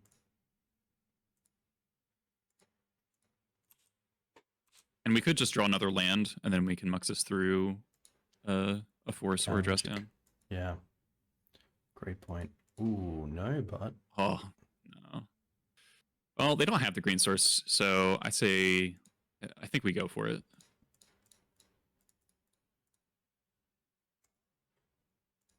No. Don't you do it. I mean, they still have this big creature, and if they bounce the Muxus, like they're gonna take 1,000,000 points. This sucks though. They might get the Uro into play. Man,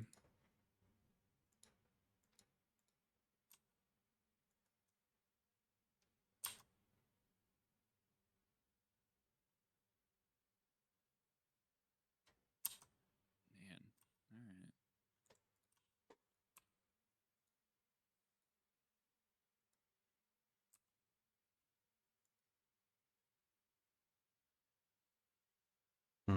Yeah, that's like all worst case scenario just happened like again and again and again.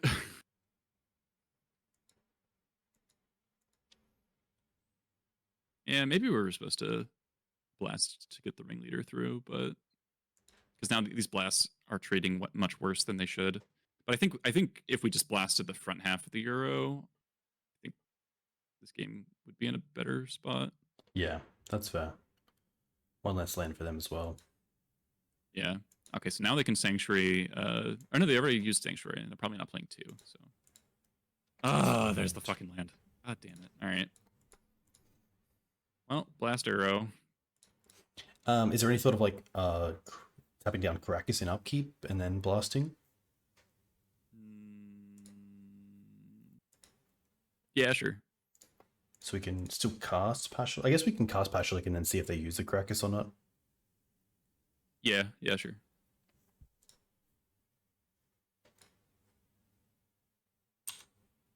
The problem with doing this is that you don't get to attack with the Matron, but it's like... Yes. Yeah, we also might have to scoop for time if we don't draw something good. We have to port them. Yep.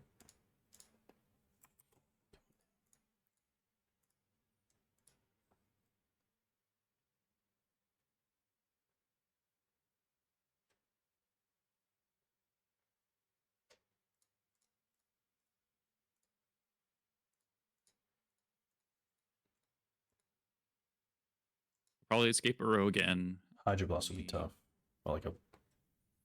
Is this Force Negation? Hardcast Force. Yeah, surely. I guess that means that... Blast again. Yeah, at least the Uro isn't coming back. Yeah. Sorry. Destroy.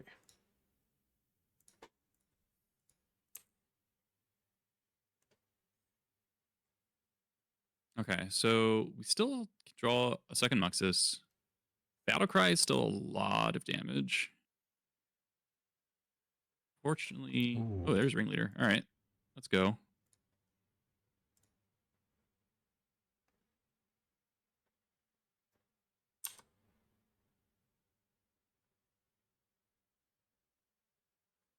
Okay.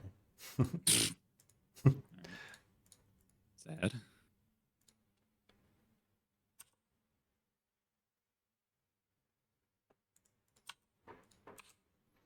I assume Savannah. Port. Yeah. It could even be Caracas Yeah. if we don't want them returning it. Actually, yeah, port the Caracas. Yeah.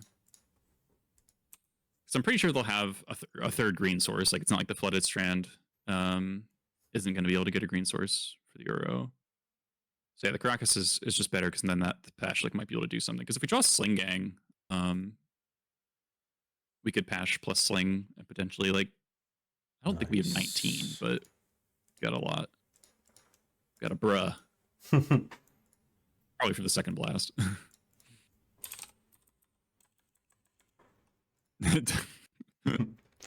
It's never worth it. It is never worth responding to chat. If you know the person, it's fun. Yeah, this might be a point of... Play Pashalik and sacrifice it to itself. I guess just pass and wait for them to Caracas it and then do that. Okay. Sure. I think that's probably a... You could still draw Muxus, like, and just win the game. So no, don't attack.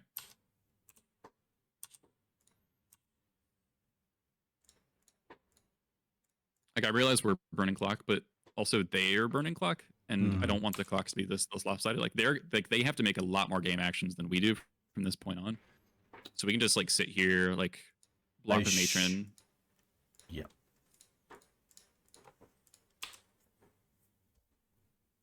Like, our turns should take like 5 seconds, and theirs could take like 30. Because Uro's just like trigger.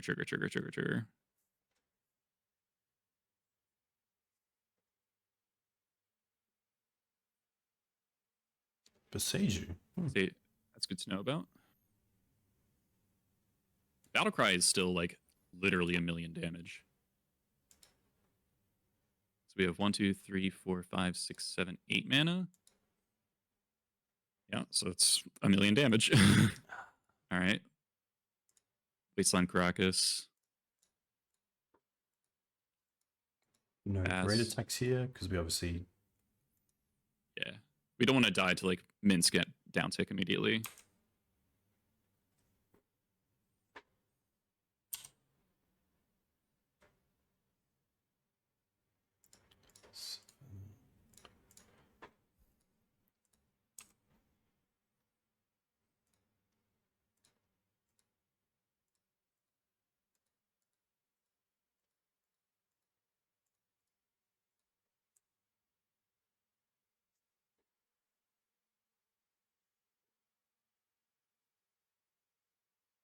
It's prismatic. Okay. All right, Muxus. Your time is now. All right. All right. All right. All right. Close. It was close. All right. Um, Let's bring that fourth lackey back in. Imagine if we had surgical that game. Do you like the extra blast, especially in like a quicker game? That's a good question. We saw Hydra Blast as well. Mm. And we didn't see the endurances, so let's cut the second expert. Maybe the moon? Moon's a tough one. I still don't think they can beat a resolved moon, though it will be harder to resolve it. No, I think I still like. Let's stick on 2 blasts. Pashalik? Nah, they've just drawn their one of Karakas. It's still a good card. I think Okay. if anything, it's like I don't know. Mulligan this. Yeah. Okay.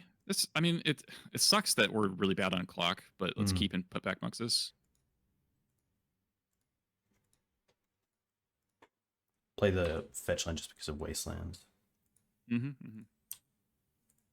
it's tough as well. Rough. I don't want to 6 because like they could have. Right. Just let it go. Yeah. Yeah, like I don't think like Pyroblast into Wasteland is what we want to be for that. If we had pressure, I'd be down to blast cantrips. But let's see if scroll down in the chat or the log, see if they shuffle. No shuffle. Did not shuffle. Okay, no, it's fine. Just play Badlands. They don't really do anything with 2 mana versus 1 mana, so. Yeah, they don't seem to be like a Beans deck or really an updated list of any kind. Right. I guess Beans we can't. Yeah. Okay. Just sitting here. Yep. Let's just pass. Reason I think for not wastelanding is that it's probably more important for us than it is taking them off something. Exactly. We just wanna like interact on this turn and then play Sling-Gang on our turn 4.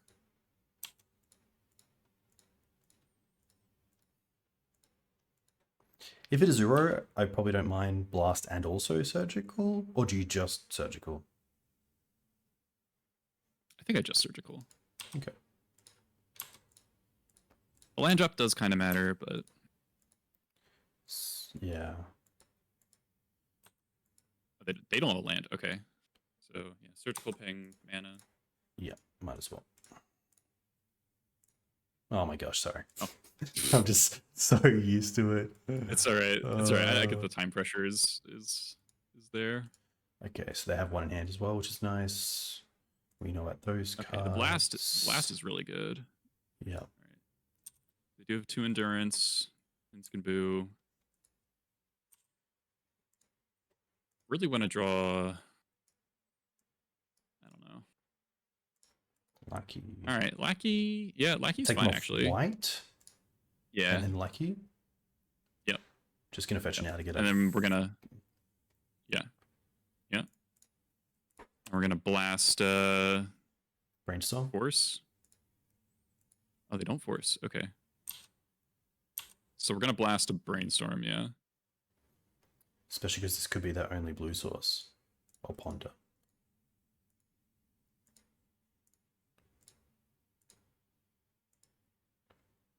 And they force, pitching Narset, and we hit this.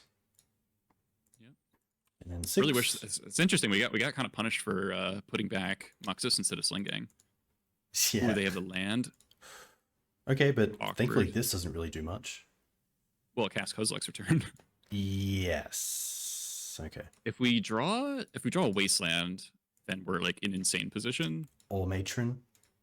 Matron. Oh, that's brutal. Probably don't play it because of the Kozilek's. I guess I think you put in the Sling-Gang because then at least you can sack stuff.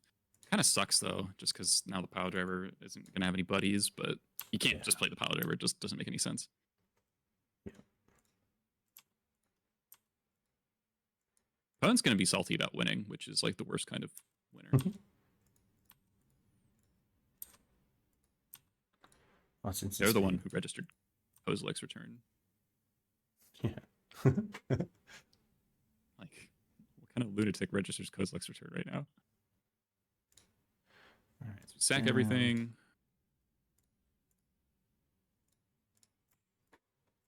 I'm really scared that they didn't wasteland us. Like, they probably like have a Minsk if that is what's happening. I don't know. Yeah, so if that Sling-Gang was a Muxus, this Ringleader would just be into play off of the Muxus last turn. And they'd just take they'd take a bunch from the Muxus. So potentially punished for that mulligan decision. Kind of interesting.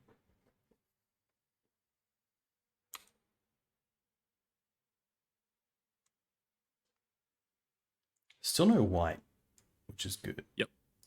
Ooh, okay. Yep. Oh, they didn't wasteland us? Okay.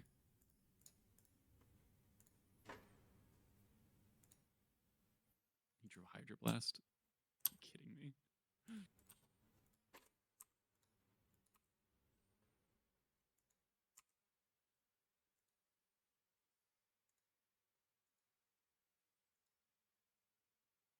Still no white.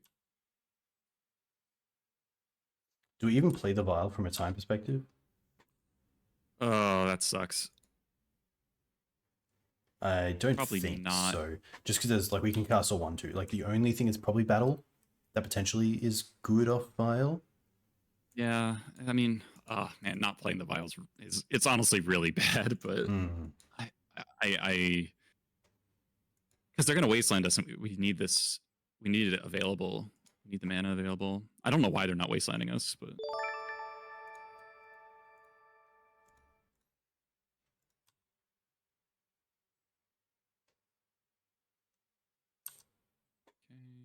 Lackey. I think we're putting this into play. Yeah, they're down to one card. Wow, I didn't see that. Yeah, I mean, we could still win this. Like, you just have to remember you have to click on the Vial trigger, and then you can auto yield. Yes. Shuffle. No shuffle. Yes, and then auto. Okay. And up. I kind of want to keep this. Yeah. It's an endurance anyway. Endurance. That makes sense. Okay. That's fine. But now we have a way to get our get Muxus into play. Yep.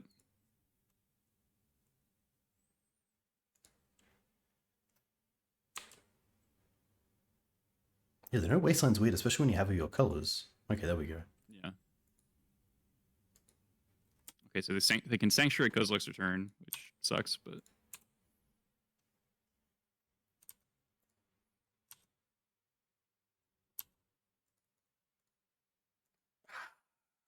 ooh, okay, all right. So now we have an answer to the Sanctuary. That might be this right now. It might be Sanctuarying a Brainstorm. Yeah. All right, so make sure you pay mana. Yeah. Oh, this is so stressful.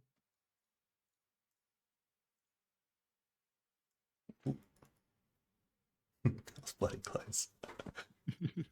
All right, take this one. Take this one. Last card's this Force. One. Okay. Did we get them all? I think we did. Yeah. Yeah, you got them all. Yeah. All right, so the last card's Force of Will. But luckily, it's annoying. Immediately top deck Brainstorm, of course.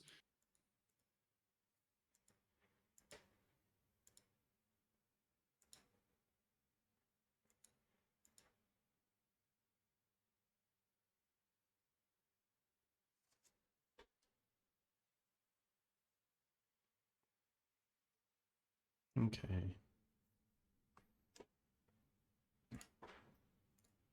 Out of 3. Yeah. Worth playing that. All right. Yeah, it's fun.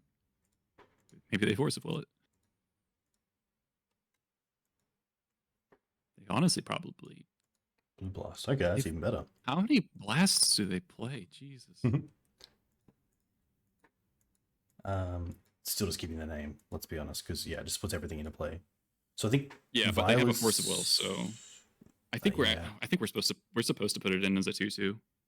Okay. Hmm. All right. Yeah, if this was in play for 2 turns, they would be at 7. Like, we've just taken so much damage from this endurance. Mm-hmm. But I think we just keep ticking up. Yeah, maybe up to, I think, because it's just Muxus. Yeah, because we've just got so little time. Yeah. Just cast one. Cast one.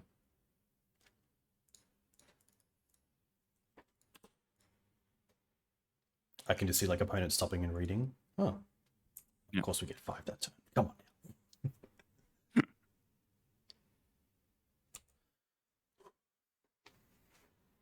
I wonder, maybe we're supposed to play both there, actually. Try to race? Yeah. Hmm. Wow, they're not even attacking. This goes to 6 because Muxus is 6, right? Yeah. I think they're probably going to try to time us out. Oh, okay. Take that force. Yeah. And then we get 1 turn.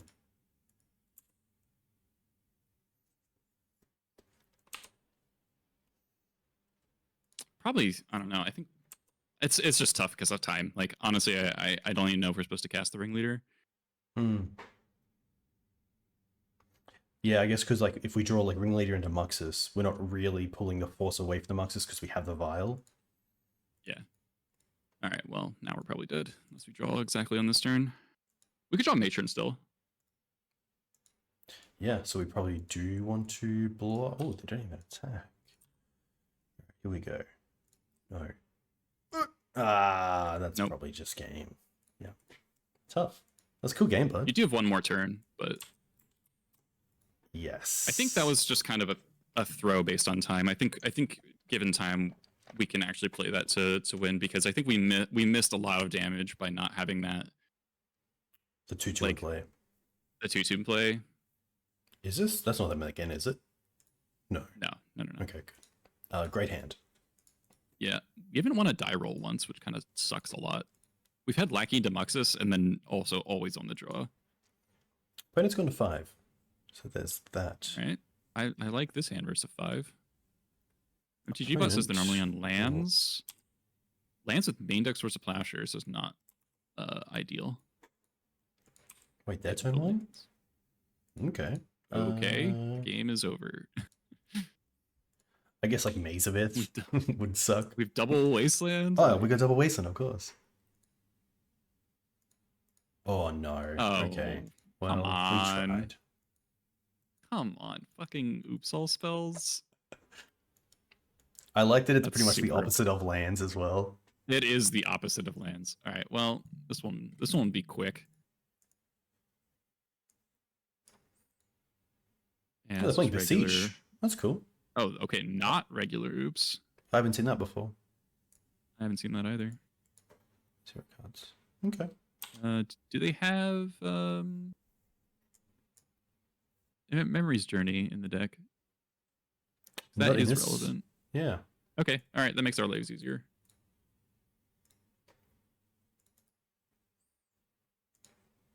All right. Yeah.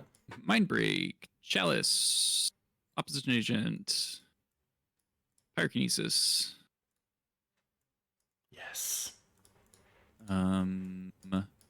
Blasts don't do a whole lot, do they? No. If they keep in Pact Negation, it can be fine, but most of the time they're going to cut Pact Negation because they're expecting ley lines. All right, so Vials come out.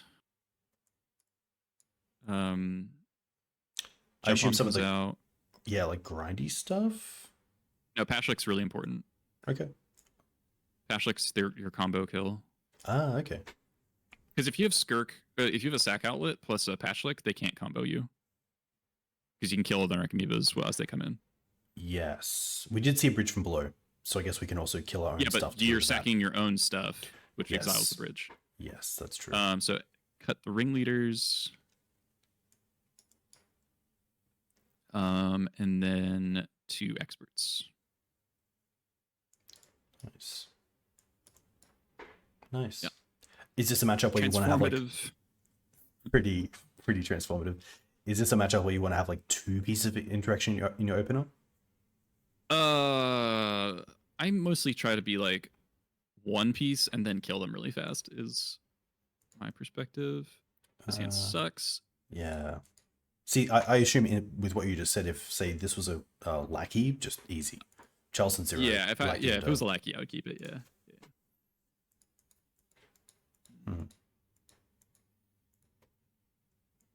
They kept 7. We're just dead no matter what we do. But I think this is better. It's go to 5. It's definitely better 5. It is not. All right, mode 4. Okay, Chalice. All right, so we keep Kinesis. What? So the problem is Kinesis doesn't do anything unless we have a sack outlet. Which is kind of the problem with the card this list with in this matchup, because like normally you have 2 Skirks. So we're putting back 3 cards. It's got to be like Fetch, Piledriver. Oh, you don't like Piledriver? Maybe keep Piledriver. Maybe just keep, say, Ditch.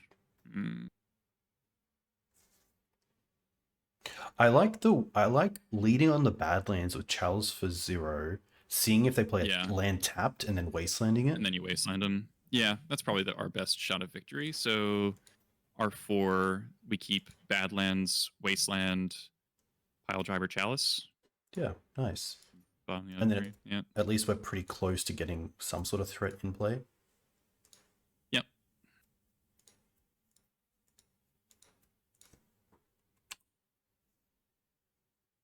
Basically also hoping to draw Blast.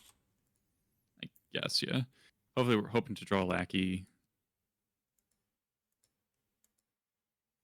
Oh, they paid for it. Okay, well. Now we're just dead. Cool. We tried. Oh wow. If we had a Pyrokinesis, they just lose.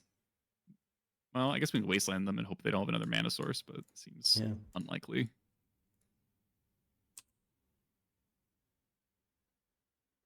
You never know. And oh, okay. Maybe the pedal stuck in hand. All right. Now it's a race. Oh man, it's like the world's worst. Just. Oh my gosh. Wow. All right. Oh yes. I'm not sure why you're excited about Cavern, but I appreciate the enthusiasm. Thank you. We were just so excited about it last game. It's really just moved across to this. Yeah, right. Theoretically, you're probably supposed to hold the Cavern to like bluff having something. Yes. Yeah, that's true. And I guess if we're drawing 1 card a turn anyway, if we draw into a land, we draw into a land. It doesn't matter, yeah. Yeah. Oh my gosh. But now the I don't know why Piledrivers. Yeah. They attack for 6. Draw a Warchief. They take a lot. Oh my gosh. Oh, they just attack. They just wanted to give her 2 damage to kill us.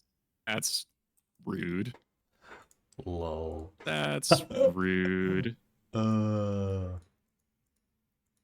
They did bring in packs. Okay, Memory's Journey. Okay, so weird. They boarded in Memory's Journey. Whatever. I do not care about this matchup whatsoever, so. I like to think that we care about the same things, Eli, so I agree with you there. I'm disgruntled about losing to 4-color, though, but I think what was the game 2? We won game 1 and we lost game 2 to Uro, right? Yeah, we lost to Uro, and I feel like there's something that went wrong. I think it was right. We had the blasts, and then we like tapped out for the Muxus. So maybe that was wrong. I think we needed to blast the. Yeah. I think take your line of blast the Uro, but I think potentially even wait a turn to draw into the extra land to play Muxus with blast up for the dress down. Yeah, they didn't end up having dress down. They just had a 4. Or no, they did have dress down. That's right. They had dress down plus plow. Yeah. Yes, dress down plus brainstorm into plow. Right. Yeah. Was Yeah. the Waiting first definitely one would have been 4-color or better. just Jesco? No, it was It was 4-color. 4-color. Yeah, because we saw It was mixed. the ring pile. And we ported them to death. What has been kind of the discord of the Goblins community since Orcish Bowmaster's sort of the metagame that came with Orcish?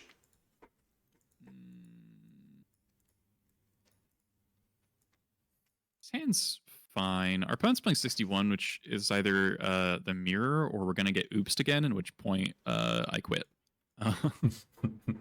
I think this is fine. This is a fine hand. I do like your choice in Bloodstained Mire and Scalding Tarn as well. Scalding Tarn obviously representing a lot of blue and goblin decks, and obviously Bloodstained Mire typically is Black Red Reanimator. Right.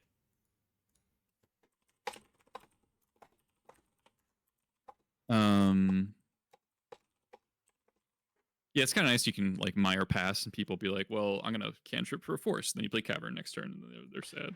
Yes. Also nice to have the like double removal. And if they're a fan, yep. I'm going to assume they're on a fair deck. I hope so. Yeah.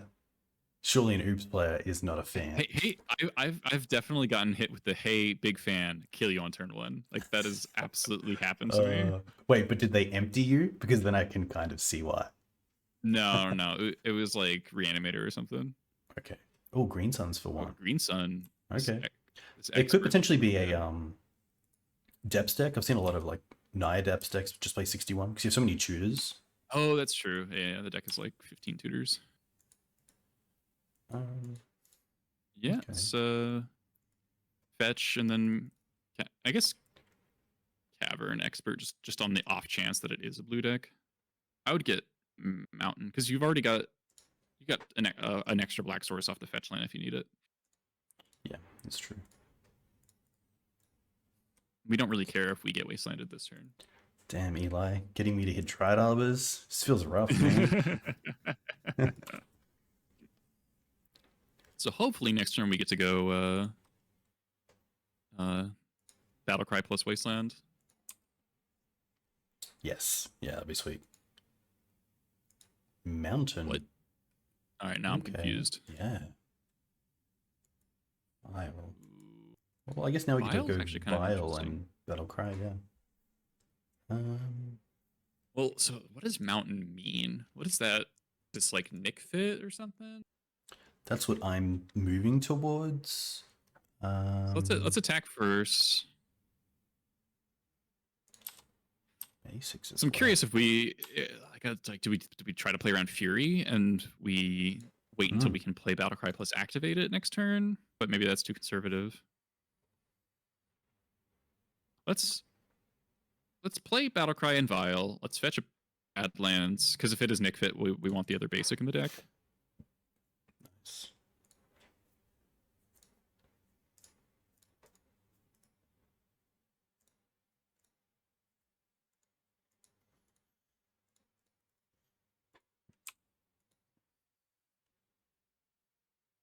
They most likely have a 3-drop. Yeah. Okay. Okay, once makes sense. Like Applejacks comes to mind. Oh yeah. Yeah, okay. Applejacks. Questing Druid. Okay. Alright. Well, we're not gonna give him a whole lot of time to use that. Yeah, also the Twinshot Sniper taking it out is also really nice. Yeah. Alright, opponent's really got our Wasteland looking a little silly. Just a pass. Nothing. Is that an endurance? That's a good question. Matron. Let's. Can I read that card again? Questing Druid. Yeah. It is one you can hold up here. Right. Okay. So they're probably going to cast that. So let's just play land. I think we just double activate because if it's endurance, they could eat the expert, sure. But if endurance is trading with Battle Cry and Battle Cry dealt 4 damage along the way, that's like still a good exchange for us. Yeah. Nice. Same sort of thing as last time where we create, attack, get a token. No. No. To get the token, you have to activate twice. Yes. It's okay. Still attack. We miss out on a 1/1, but that's on me. Read the card. Read the card, man. Come on. it is a little bit weird, but It is insurance. Okay. all right. Well, slight bummer.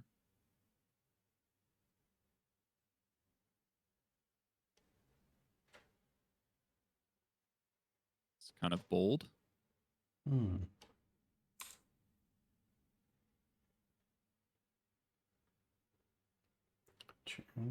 Questing Dread. Maybe another Mince. Surely another Mince deck. This seems like a good deck to have Mince in. Sure, yeah. I mean, next turn we can go Matron Expert. Attack, activate, attack, kill, endurance. Nice. So that you'll get the token and you'll have 4. I mean, this is actually a good, like, kind of teaching moment, though. It's like missing that one token actually meaningfully affects the clock here, because it'd be 1 damage and then like 3 damage on the next turn. So like, and it's a goblin for expert.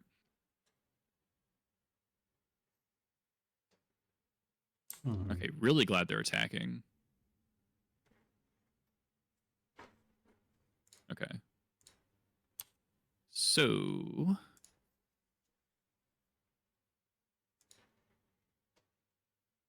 oh, Lackey gives haste. Can we so close. Yeah, but we can't do everything. So yeah, let's go.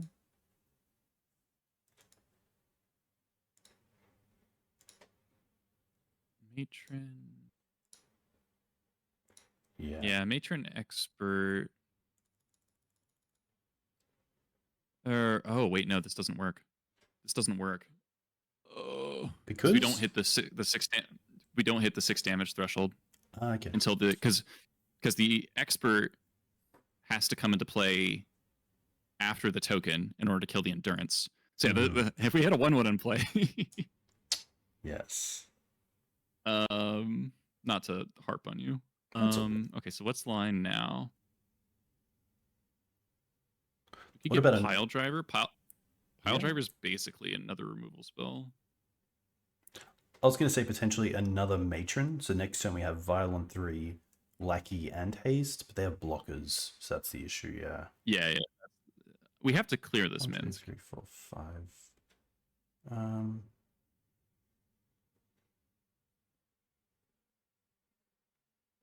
Yeah, so if we get Piledriver activate, we swing everything at Minsk. We might be able to split the damage, actually, if we send... What if we play the Lackey and then just expert this and then attack this for 2? So at least next turn they can't throw, draw, and also keep the Minsk?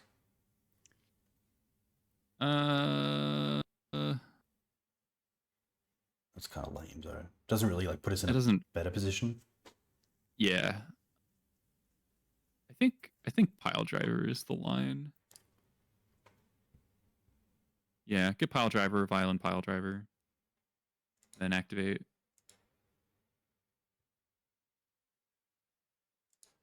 Yeah, we could get the second Battle Cry, but I think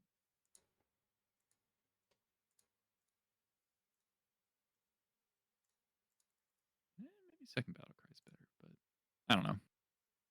All right, so let's think about attacks here. So we attack. So Piledriver is going to be 2, 4, 6, 7, 8. So it's 8 power Piledriver. So we can probably send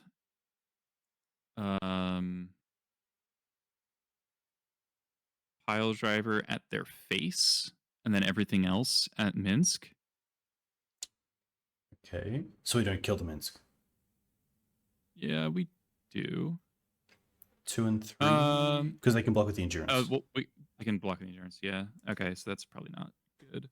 So if we send a Piledriver at Minsk, and then Yeah, this is just really kind of awkward. I think it's everything in Minsk. Yeah, which sucks a lot. Sucks a lot.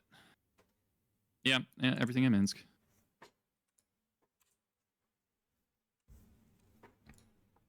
So you click the Piledriver trigger second. You want to order it the other way.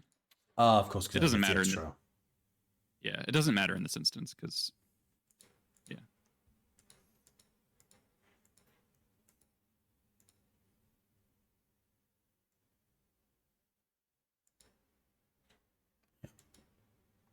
Yeah.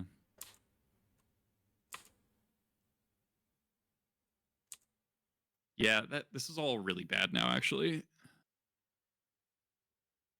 Like, really, really bad.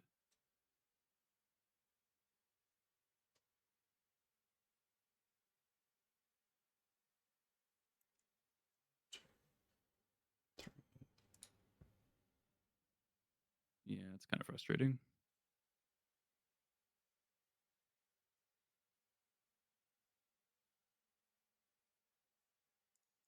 What do they get? Green Suns and another insurance. That's fine. Looks to be just Gruul. No third color yet. Yeah, so if we had gotten a second Battle Cry, we'd have another 1/1. See, I was trying to get them to block the Piledriver to use it as like an edict. But if we're not sending the Piledriver at the face, then they don't really have to do that. Yeah. Yeah, that's fair. Because then it might be a case of if they don't block, then we just go too wide for them to finish them off. They go to like, 5 or 6. So yeah, we should have gotten a second Battle Cry because then we'd have another 1/1. The Minsk would still be dead, and we'd still have this Battle Cry, and we still have a Battle Cry in play to turn our motley crew of 1/1s into actual threats, and also like maybe turn this Lackey on.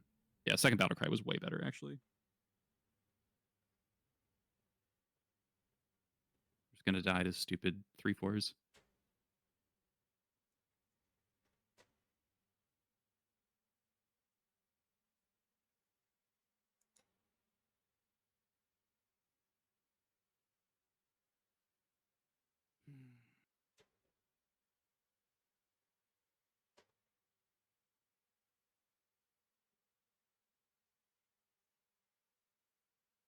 Yeah, and if we draw Mind Goblin, Battle Cry would also be way better. Okay.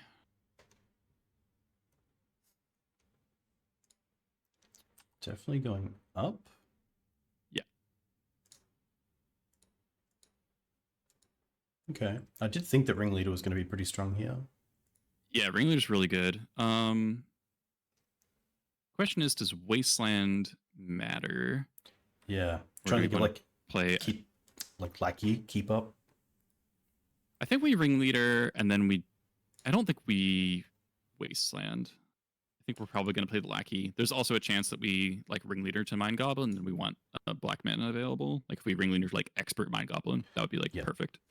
Nice.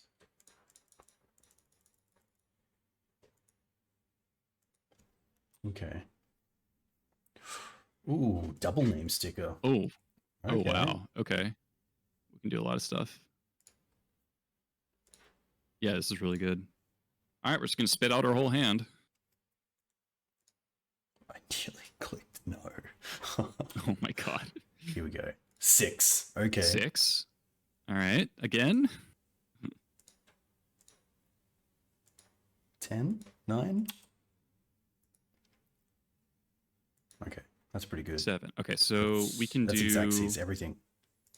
Well, let's think about this. Do we want... We can like Pashalik plus...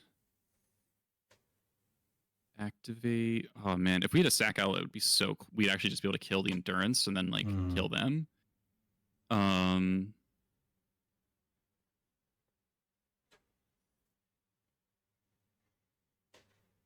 Yeah, so let's go... Yeah, I think Pashalik, Hardcast Twinshot, target their face. Because I think they're pretty much priced into blocking Piledriver. Like, you can't just like take that much damage. Yeah. My only other thought was if we hit the Yeah, like, we don't want to. Yeah, we can't twin shot like after damage. No, unfortunately not. Which, I mean, maybe there's an argument we were supposed to do this all post combat, depending on how they blocked. But I think we just hardcast Twin Shot right now. Use our mana. We'll cast the Lackey and afterwards. Because the Piledriver is 2, 4, 6, 7. So if they like block the Ringleader, they take 9, and then they go to 2, and then they can't attack because the Pashalik will kill them. So yeah, you definitely just hit face. Go face. Yeah. And then attack with everything. Yeah. Yeah.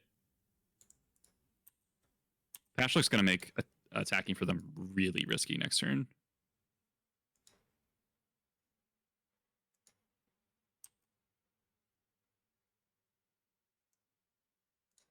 Okay. So go to 6.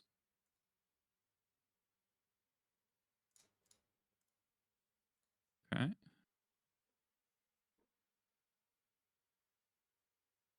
Seems kind of hard for them to get out of this. Wow. Nice. Yeah. Okay.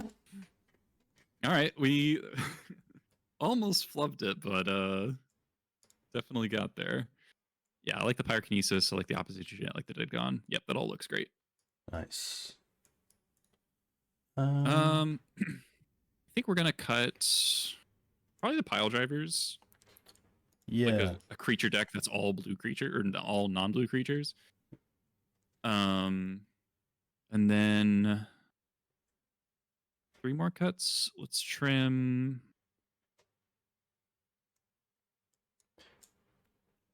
I kind of want to keep all the removal in the deck. Yeah.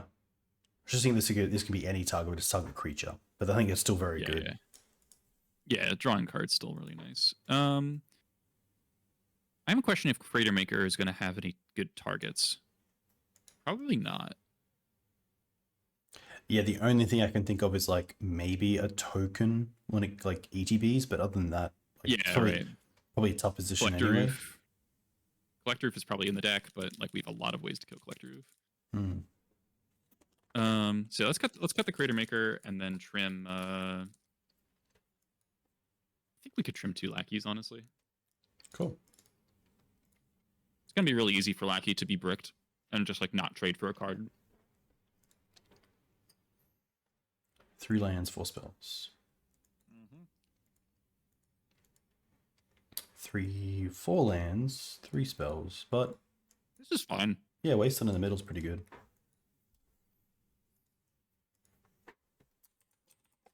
Like, worst case scenario, we could just play Sling-Gang on turn 3.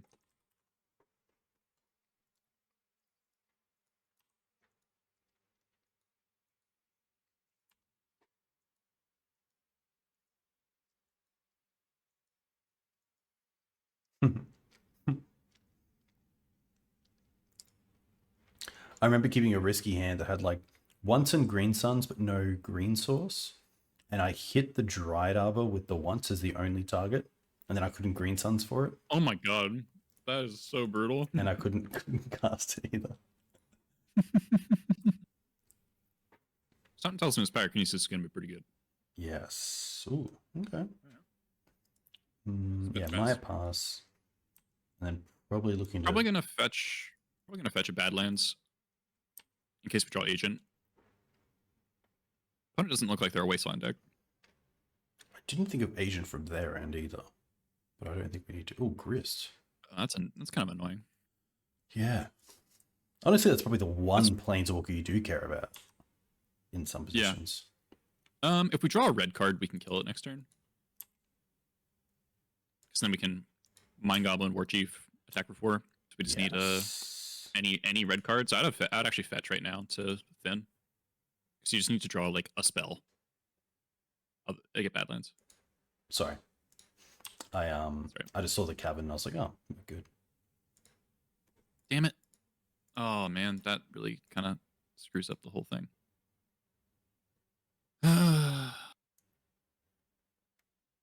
Well, We can still do it. And they would chump block and then take the grist still takes 2. So if the grist wants to downtick, yeah. So let's just do it. Yeah, just Mind Goblin Warchief attack.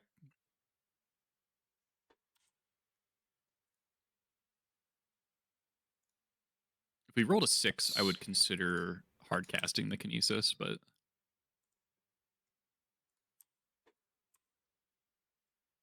yeah. So if we lose the Warchief, it actually doesn't matter given their hand, and they would lose the grist in the meantime. So actually seems fine.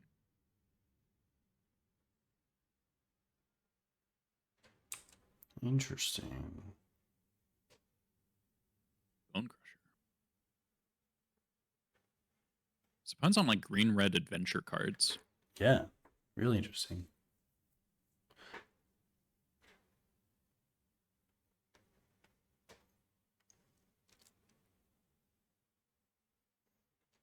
Orcish Lumberjack. Is that? Wow. Oh, you're right. It was Applejacks. Classic. So once again, really just want to draw any red card.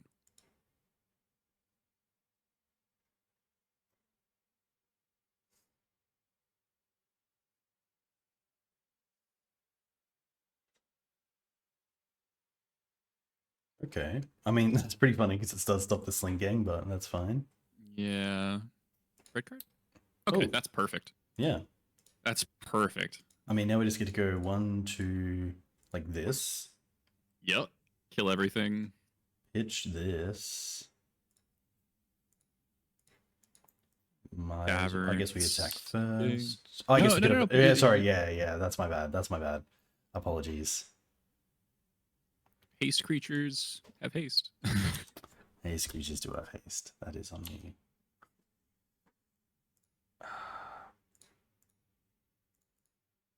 Sorry, chat. Sorry, Eli. I let you guys down. That was terrible. That's all right. That's all right. What is that? Like an extra 4 damage? It's yeah, it's 4 damage. Yeah. Well, hopefully we're far enough ahead now that it doesn't matter.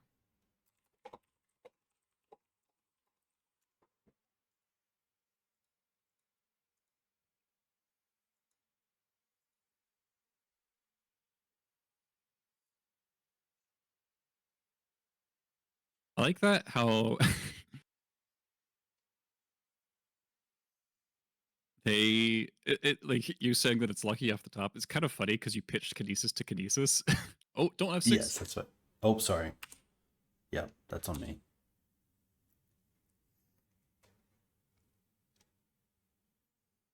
Okay.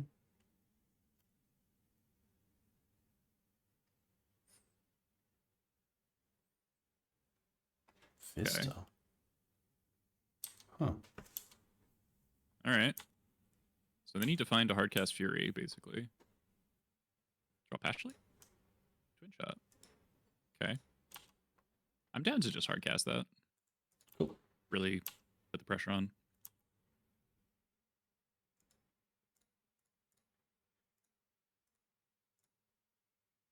It also has 3 toughness, so it's kind of hard to kill with Fury. Like if they Fury and then shoot Sling-Gang Twinshot, it's like... I mean, they'll probably kill token Sling-Gang Mind Goblin, but then it's still, like, fine. Obviously, don't 6 as well. Apologies. Yeah. Gotta get used to the Sling-Gang life. Yeah, we're allowed to have 6 with Sling-Gang in play. It is kind of annoying.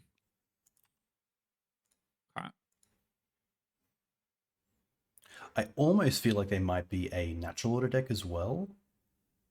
That could make some sense. Liberator. It is a 2/2, but yep. I think we just attack with everything, and if they block one, we just sack it. Oh my gosh. Lethal. Yeah, I was gonna say you don't attack with the Sling-Gang. If you play the Wasteland, you don't have to tap the tomb. This guy maths. Sorry, I was doing boy math. Boy math. Funnily enough, I haven't seen any boy math content. I've just heard of boy math. Yeah. The rumors of boy math.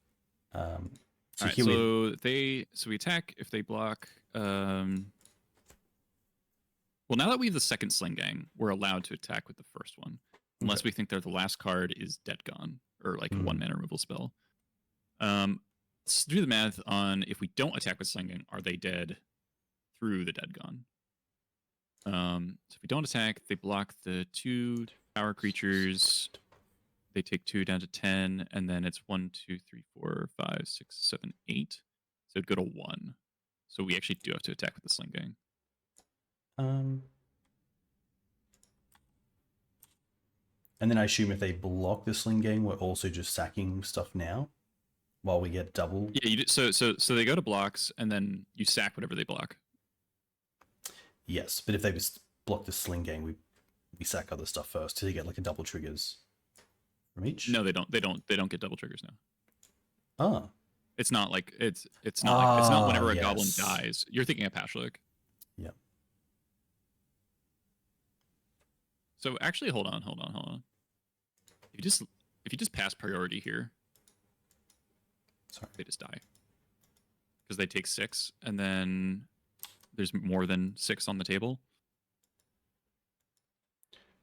So now you can just kill them. Pew. Just don't throw the Sling-Gang first. Yeah.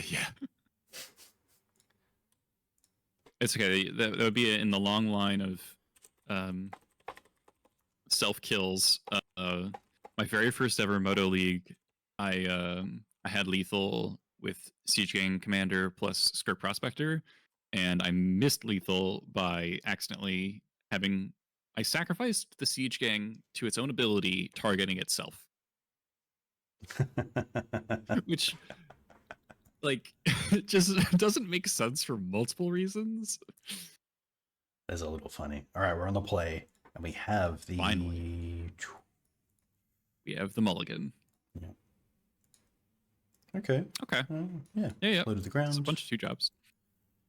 Is it just an extra land we drop here? That's kind of an interesting question. It's like with the Wasteland and Port, you kind of want all your lands. Because how's this game going to play out, right? So we're either going to go turn 1, fetch into Port, and then 2-drop plus Wasteland, or we're going to go turn 1 thing, turn 2 Battle Cry, and then Wasteland second 2 drops. I don't mind having 4 mana. Yeah, it's just like it's also the second red source, which means like expert can be a live draw. So maybe let's just put back Piledriver because it won't trigger off of the battle cries, but the battle cries will trigger off each other. Nice.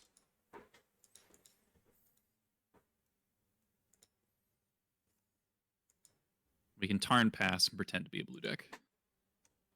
I love that and hate that at the same time.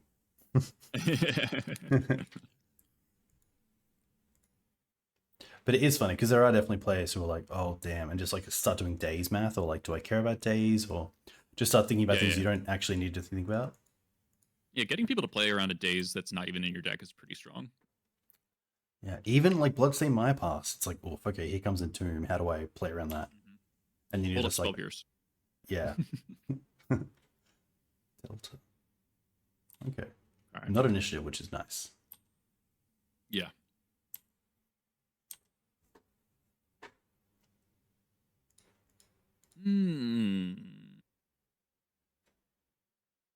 Oh.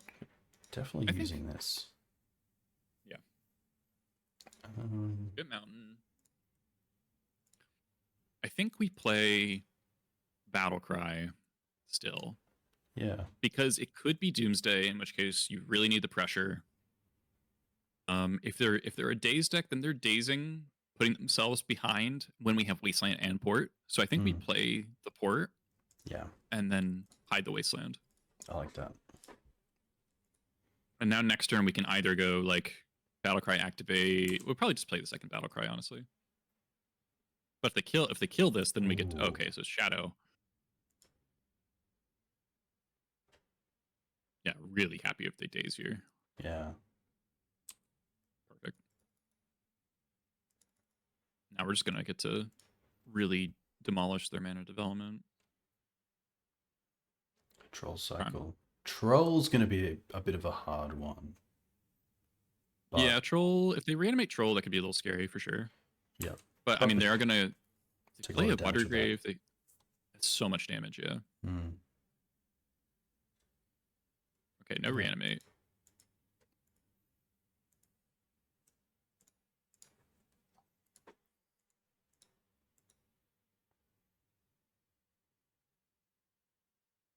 This is an interesting matchup.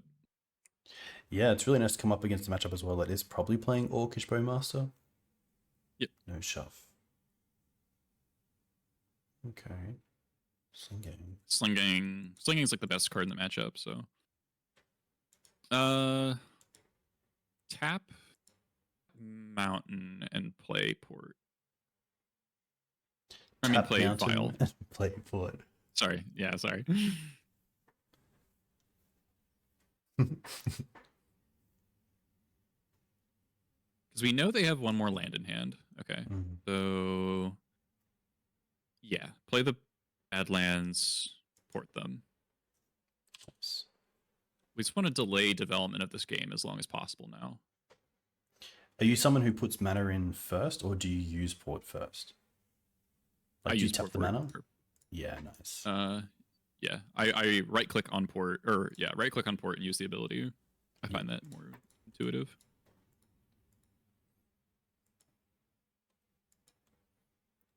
Revealed potentially. Okay. See, even this sort of like, I don't mind this sort of brainstorm. I feel like it's forced in a way. Yeah, it's not a good brainstorm for them because they just pondered. So like they know 2 of those cards. And they're gonna be drawing one of them at least. Yeah, that's like a really mediocre brainstorm. We know that they have at least one more land. We know they have a Watery Grave because they dazed it back and then cycled. Very nice that this is 13, not 12. They can't play a shadow here. All right, they're at 7. And now, let's see. Okay, now their land is nice. So now I'm pretty down to waste port them. Yeah. Because next turn, we get to go Battle Cry, double activate off Vial, put them to 3. Yeah. Which is probably good enough. If we draw any goblin, they die. Or any like 1 or 2 drop, rather. And if they don't have a land here, then we probably just activate the 1 time, so we can keep porting them. Okay, they go to 5. Play a shadow, maybe? Okay. Alright, Shadow's a little scary. Cavern of Souls would be good. Yes.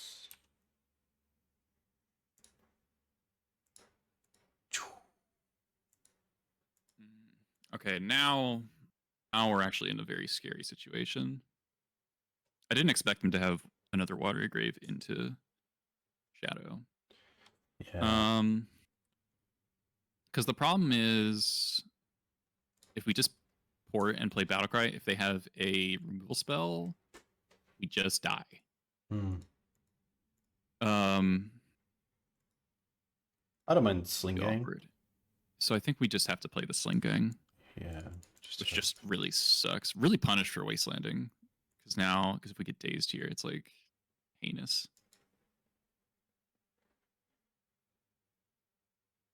It's been a really low to the ground game as well. A lot of us like 1 and 2 mana spells. Even just 1 mana spells, really. Okay. Force pitch daze. Okay. Oh, do they have a Murktide on top of this?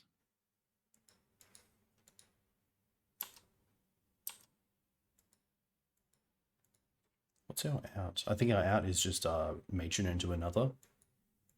Yep.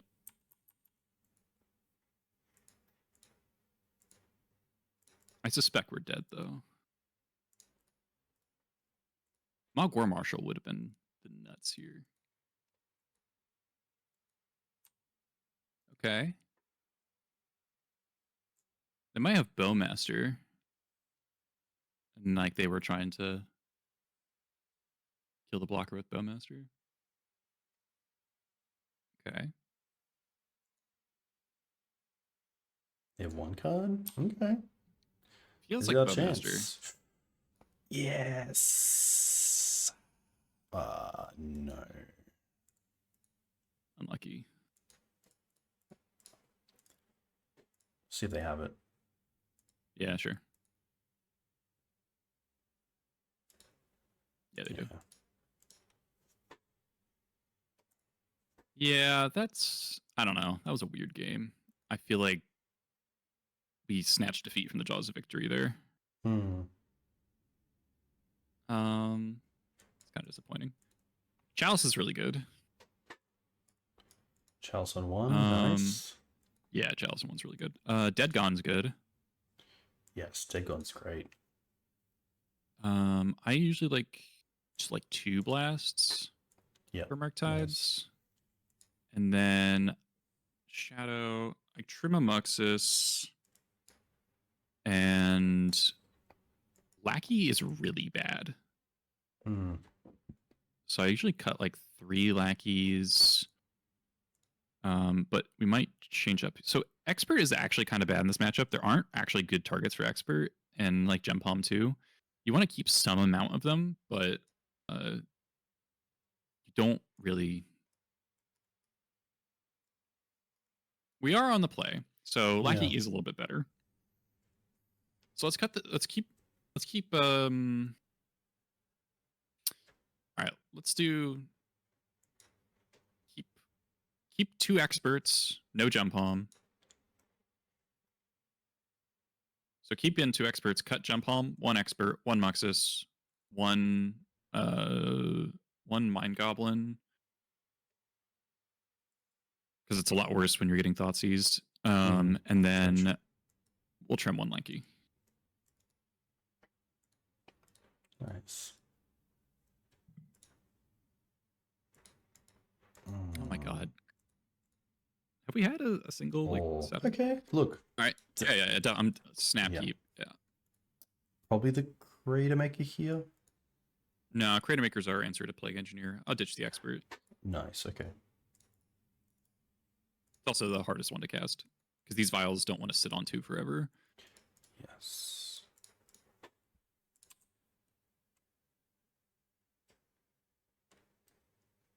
Have you ever tapped a Wasteland to cast Vial and accidentally sacrificed your own Wasteland to target your Wasteland?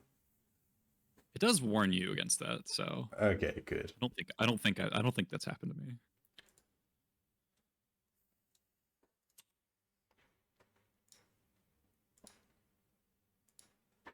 Nice. All right. So we can play the second vial around a daze. Probably just a mountain here. Mountain, yeah. Yeah, especially the vials going. Yeah, you really want your first red source to always be a mountain. I have ported my own land before. That has happened. Nice. Yeah, that's a tough one. It's just Troll Cycle? Probably. Okay. Yeah. There's no good goblins in Lord of the Rings, correct? Competitively. There was Moria Marauder, but it got killed by Bowmaster. But Moria Marauder was really sweet. It's like Goblin Expressive iteration. Yes. Let's see. Okay. Sure. That is your black source for the turn, which is nice. Yeah, the island's kind of not great for them. Yeah. Obviously, they would just get wastelanded, so they probably take Battle Cry. Yeah, I think it's the most scariest. Maybe if they have a shadow, they might take the War Marshal because it's just so many blocks. Okay, so they have a Plague Engineer, is what that says. Which really sucks because we only have 1. Well, we have Twinshot in the deck still, so we can still do that.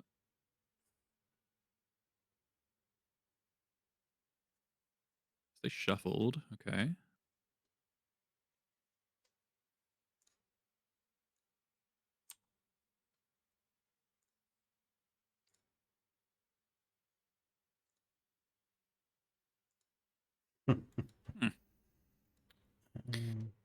Yeah. So this. Wait, hold on. We could consider Battle Cry activate attack for 3. Oh yeah. Okay. But do we want to accelerate the life loss?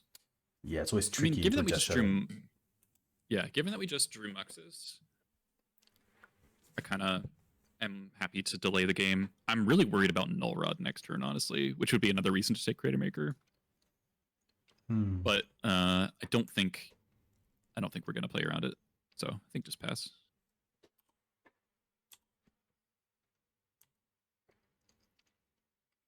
I could see an argument to just cast the Battle Cry.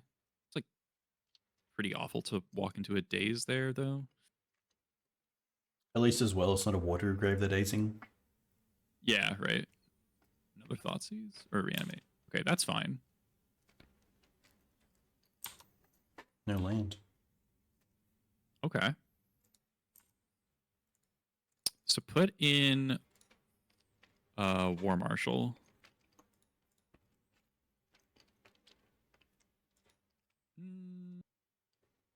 Okay, actually, maybe I'm regretting that now, but we'll see. Just because of the extra like creature? Yeah. So if you do it on this turn. Well, if we Battle Cry activate, we can swing, get a 1/1. We hit them for 5, down to 6. They eat the Battle Cry.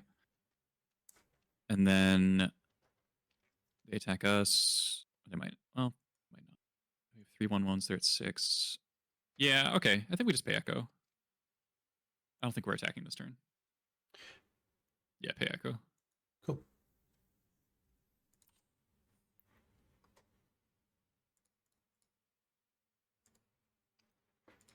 I guess it's tough as well because you can't really block. Ooh, okay. That's a good draw. All right. Now we just pass, yeah. We should win next turn. Yeah, I think we should try to go for like, well, I would like to go for Matron into Mind, into Muxus, potentially. No, you can just go Matron for Matron, and then Matron Sling-Gang, and they'll die to Battle Cry activate. I like your Goblin math. Yeah, Matron's like the perfect draw. If they get a Plague Engineer, then we can Matron for Twinshot, and then Battle Cry activate, swing for like 7. Nice. So we should still be fine.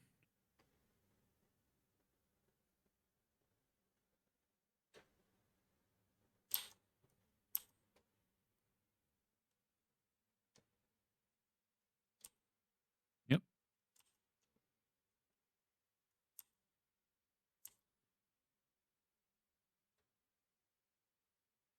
Shadow's been kind of cutting down on the number of Plague Engineers, though, so... Especially with Orcish in the deck. Yeah, alright. So, yep. Matron for Matron? Yep. Oh, I wonder if they have Opposition Agent. Surely not. Kind of suck, but I think they would. Especially on the draw. Because you can just. Yeah, that was that. Yeah. So I don't think Shadow tends to play Agent.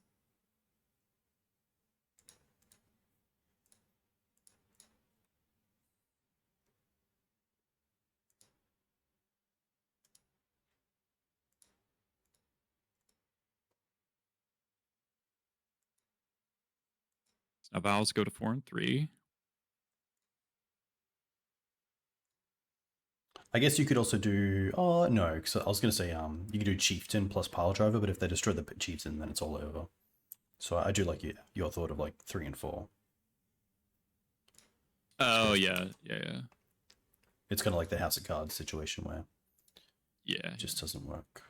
Huh. That's a nice follow up in case something goes wrong. So hold on, let's think. If we just, I think we just file in Matron, see what happens.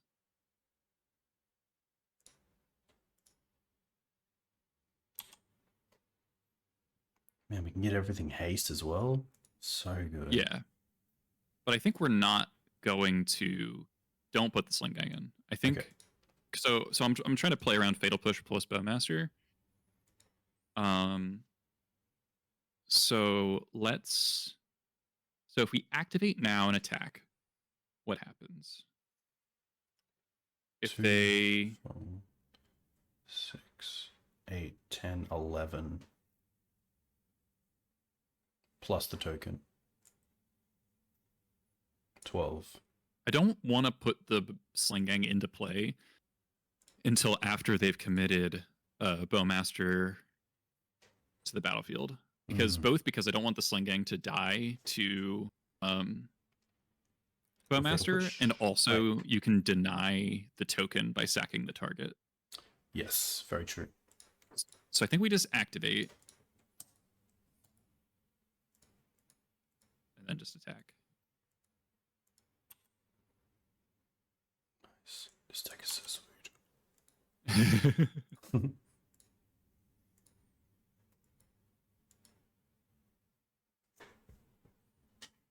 4, 6, 8, 11, 12.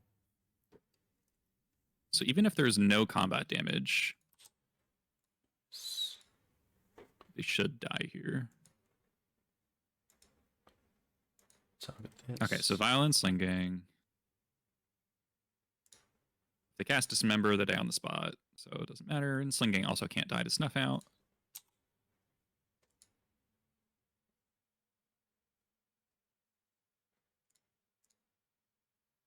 Yeah, so now we just sack the Matron. Nice. Now we just also sack what they block. Unless it's the Battle Cry. Unless it's the Battle Cry, yeah. Yeah, see how it is like this through 2, 4, 6, 7, and then they're extremely dead. what's this blue card? Hydro Blast? Well, let me just sack it again. You have to target the player and then choose which goblin to sacrifice. Kind of sick that they die through Bowmaster Hydro Blast here. Yeah. Oof. Nice. Nice. I think seeing the Hydro Blasts takes me off it, but I do think that like Blood Moon, I guess they actually have like basics as well, and they went for basics. Yeah, they have 2 basics. Yeah, I definitely don't want Blood Moon. Yeah, I think how they played definitely put me in a position where I'm like, okay, Blood Moon's actually not that great. Yeah.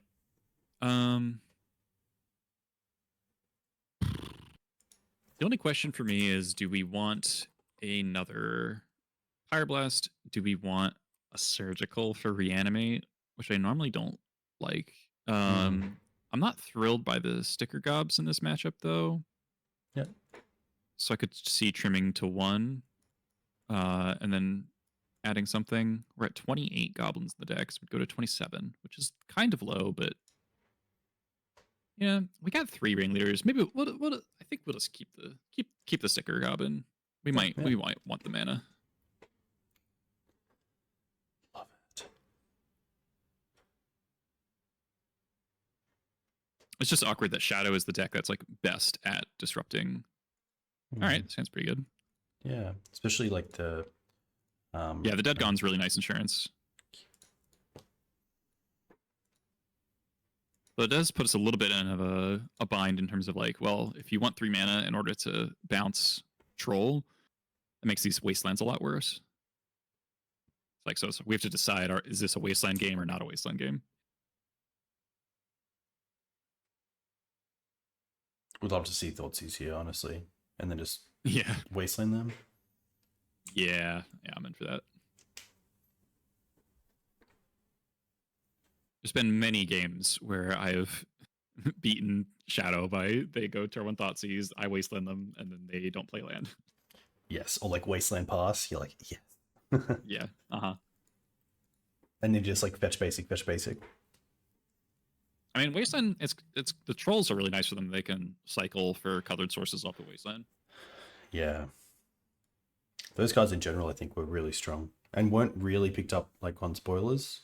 It's kind of once they started seeing play, they're like, oh yeah, these are pretty good. Do many people bring in Surgical against you? Not saying it's right or wrong, but Do you get It's people? very wrong. Yeah. But people don't do it. No. Okay, good. I mean, it's happened. It's happened to me, but generally not. I've definitely had my windswept heaths surgical too many times for it to like. It started becoming like, is this written down somewhere? Did someone write in like a sideboard guide to like go for windswept heath postboard? That's ridiculous. That's like so silly.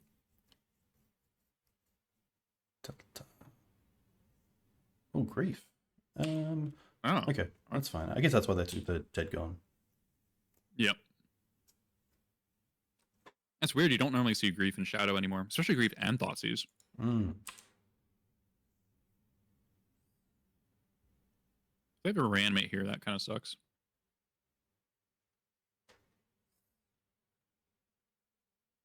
All right. We've officially been scammed.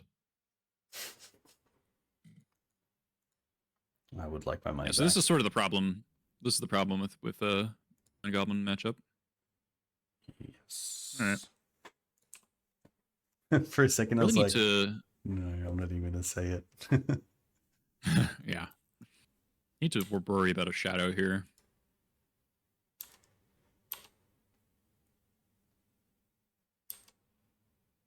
I would Pyroblast a cantrip, by the way.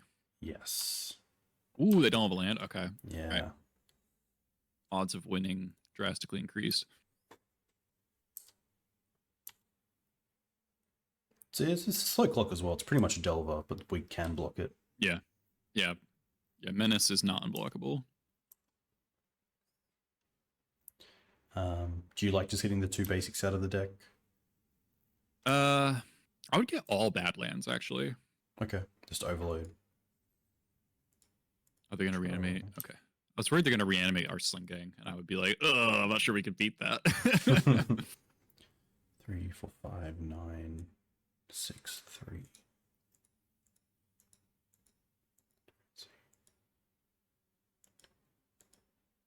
I wonder if they're just not going to play. Ooh. Oh, okay. All right, well, now we're getting basics.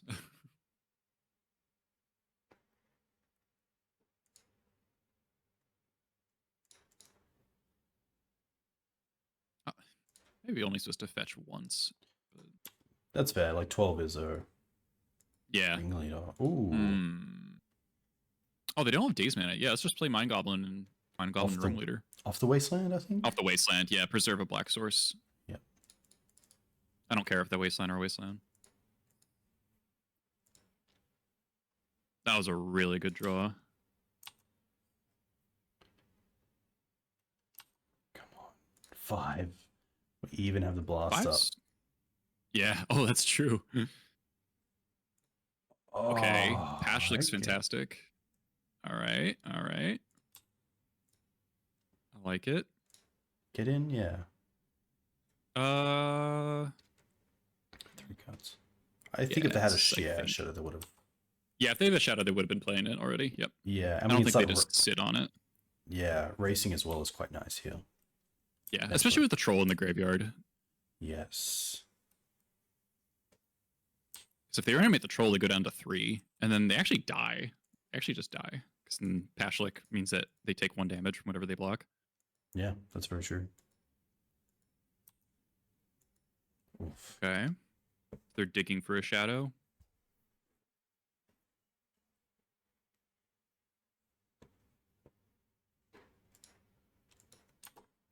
Can you imagine if they didn't attack? Oh, I don't think they are. Yes. Yeah. All right. Nice. This is looking great. I love it when you can feel the game turn. It's like in The Simpsons how it's like, you can see the point where his heart actually breaks. Yeah. Cavern is a really good draw here. Battle Cry is fantastic. Yeah. Okay. Yeah, I think we just... Yeah, fetch... I think we're going to get a mountain, even though it does turn off some of our draws. I don't want to get Wastelanded again. Mind Goblin.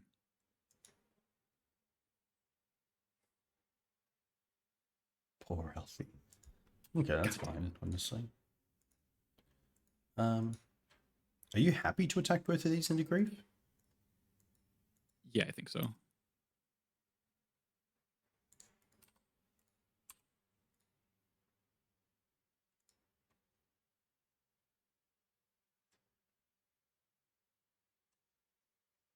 Okay. Like they can't really afford to reanimate again. Yeah. Okay, so their hand is Underground Sea. Fetch. Or any land here would be Land. Matron. Okay. All right, now we gotta be really thoughtful about what we do. Do we play around another days? I think not. I think I would not respect a second days. I want to play the Pashalik pre-combat because if we attack and they have Bowmaster, which I think is reasonably likely here. They can deal 1 and then block with the token. They would lose both their things. Okay. Honestly, that's fine. I go to 4. And then land Battle Cry next turn. Yeah. 1, 2, 3. Oh, it's so close. Yeah. They can't reanimate anymore. Even a Plague here doesn't matter, which is nice. This feels like a Murktide, which is great for us because we have the blast. Yeah, Murktide would be great for us. Perfect. And they can't, like with Swamp Up, it cannot be Hydro Blast. There's nothing they can... Oh, that's so good. Can we just Battle Cry attack? We can actually do it all, right? 5 mana? Yeah. Oh, yeah, you're right. Yeah. Oh my gosh. Yeah, that was a really good Ancient Tomb, huh? Yeah. So much for Port being the best. Hey-oh! Yeah. Very nice. Got the 3-2. Oh. That was cool. That was a cool one to finish it on as well. Yeah, that definitely was. All right. That was good because I feel like in all those games we saw like a lot of name sticker or Mind Goblin, sorry. Battle Cry Goblin. I think it was like MVP in a lot of matchups.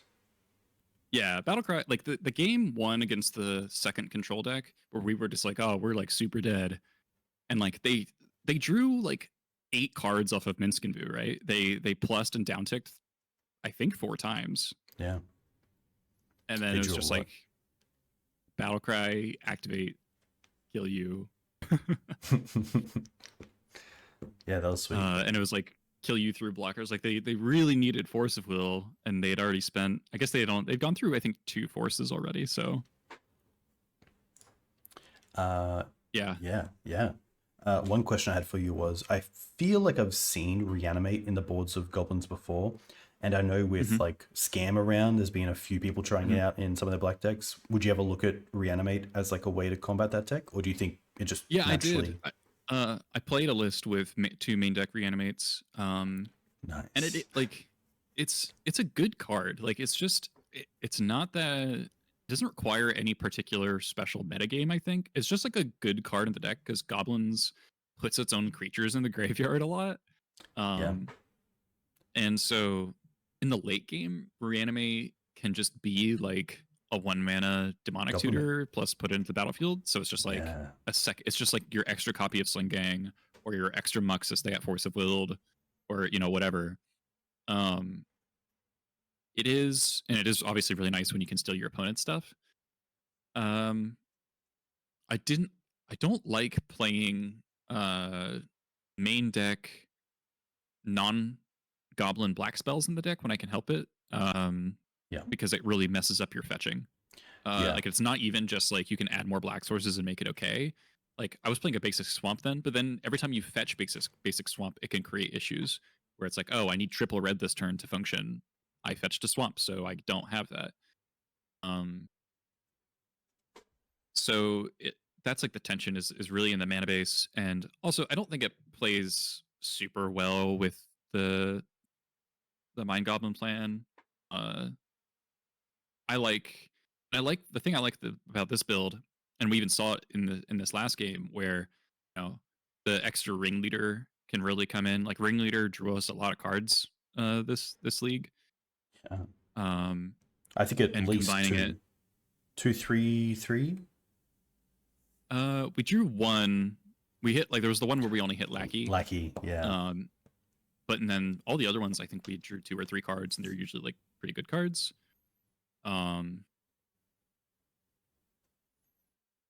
Piledriver in play in hand 4 or 5 times and always would have been better as the 4th Battle Cry. I will say that I is was largely very true. I really like this card now. Yeah, Battle Cry's messed up. Especially with Vial. Yeah. It seems so strong. Yeah, you just get all your mana opened up.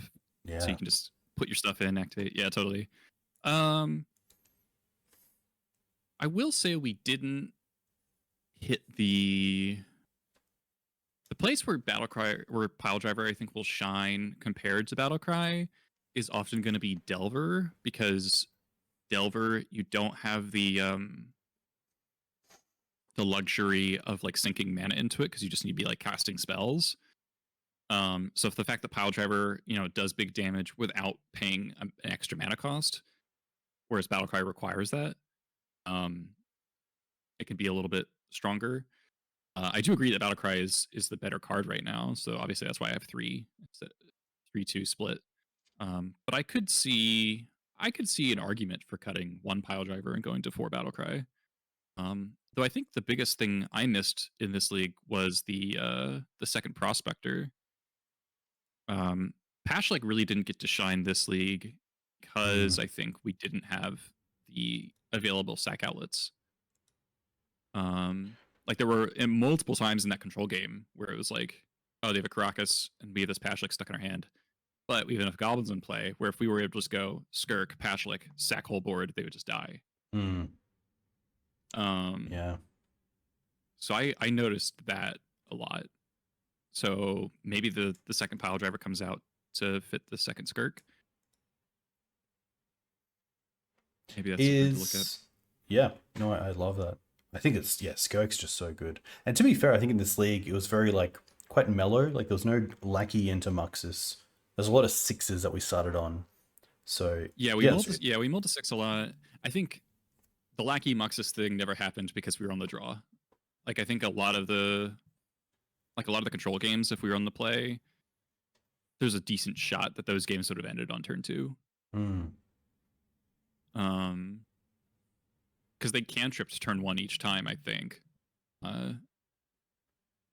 If they just like don't get to cantrip, they might not have that removal spell in the opener. Yeah. Like that's so many more cards to look at, right? It's like the difference between being on the draw and being on the play with Lackey when they ponder turn 1 is like the difference of like a full 5 cards basically. Yeah, especially if you shuffle and then draw a new card for the turn. Right. Next turn. Exactly. Yeah, because it's like draw step. Granted, if they're on the draw, they do get up a card, so it's like I guess it's like 4 cards of difference in terms of maximum looks. But still, that's a lot. That's a lot of looks at like a 7 of or whatever. Or they could be missing the white source. That's another thing. Yes. And those 4 color decks are not great at having white sources on turn 1 necessarily. So yeah, I think that's like the kind of the reasoning for why we didn't have very explosive. We didn't have any explosive Lackey hands or Lackey turns just because of the being on the draw. So we lost to Oops, which is like fine. This sideboard. The only way you're ever going to beat Oops is if you register like Leyline plus Surgical. Though I mean, it is kind of funny though. In the second game 2 against Oops, if we'd kept Pyrokinesis in our hand, we would have been able to just kill the Informer. Or the Informer. Yeah. But I don't think you're ever supposed to play around like, oh, my opponent's gonna play Informer and not activate it for 4 turns. Yeah, that's always a tricky one because it comes in your mind, but you're like, that's not that. It's like a 1 out of 1,000 chance. Like it just never really happens. Yeah. Like. Yeah. Yes.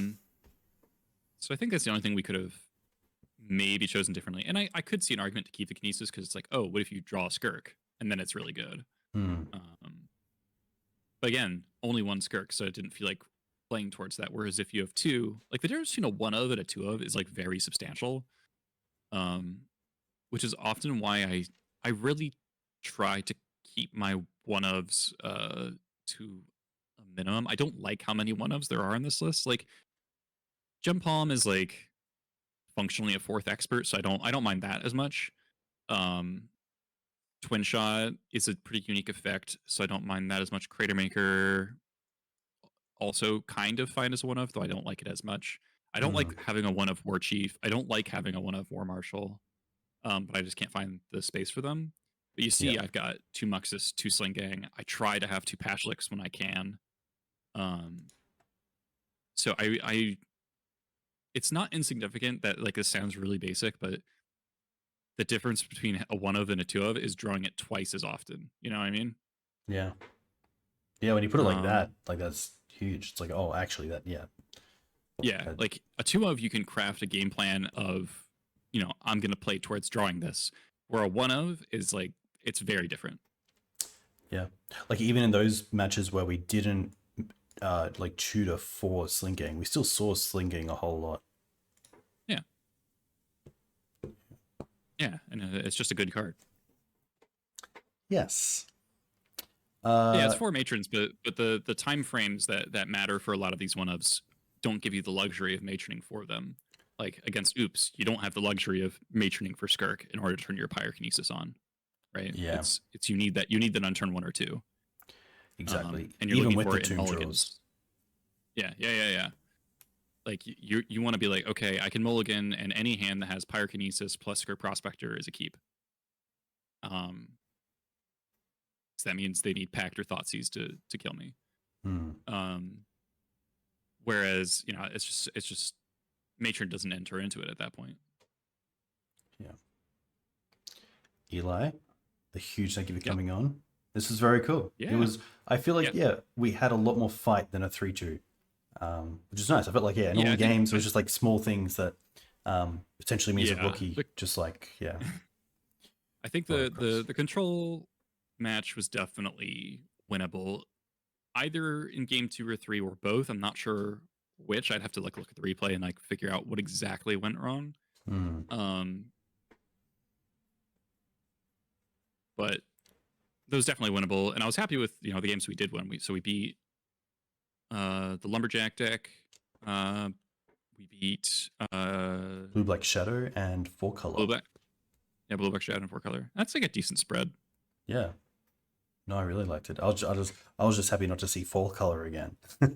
Yeah, that was a lot of 4-color to start, and I know the clock was like scary. Yes. Yeah. Yeah, it can be tough, especially when like you're co-hosting and you're like talking through like just lines you might not consider, but you still just talk about them for the sake of covering it. It's tough for like content wise, absolutely. Yeah, but hey, I really enjoyed it. So yeah, a big thank you for coming on. Definitely not the last time. If people want to find you between now and then, I believe you were starting a new product on YouTube. Yeah, so I've been working on this video. I haven't worked on it in a bit. I've been producing a video essay. I'm behind on where I want to be with it, but I've just started a new job, and that's like taking up some of my time. Priority. Yeah. And I've been like excited to test the new goblins, so I've been playing with and more than like writing or recording. But I do still want to get that done. And I do still have a Patreon where I'm gonna write an article about like the differences made to the deck with Mind Goblin and Battle Cry's changes, both for Turbo and Vial, because I'm testing both. So yeah, you can check out the Patreon. I got a sideboard guide that will be updated at some point. It's like on the last iteration right before Mind Goblin came out, so it's a little behind right now, but I will update it as I go. Nice. That's awesome. Yeah, a huge thank you to all of you for coming in and watching. A big thank you to the new followers and subscribers. I'll be back probably tomorrow night with a Maverick or Depths League. But yeah, until then, you can find me on... I have midnight eyes and I cannot see, but there we go. I'm also going to raid Anzi, who I believe is streaming at the moment. Yeah, he's playing Showcase. Very cool. But yeah, Eli, very cool to have you on. I always love to learn with you as well, especially as a creature player. I feel like there's just a lot you can learn from each other. So thanks. A big thank you once again. Enjoy your Saturday, weekend ahead. And yeah, catch you guys soon. Yep, see ya. Thanks, team.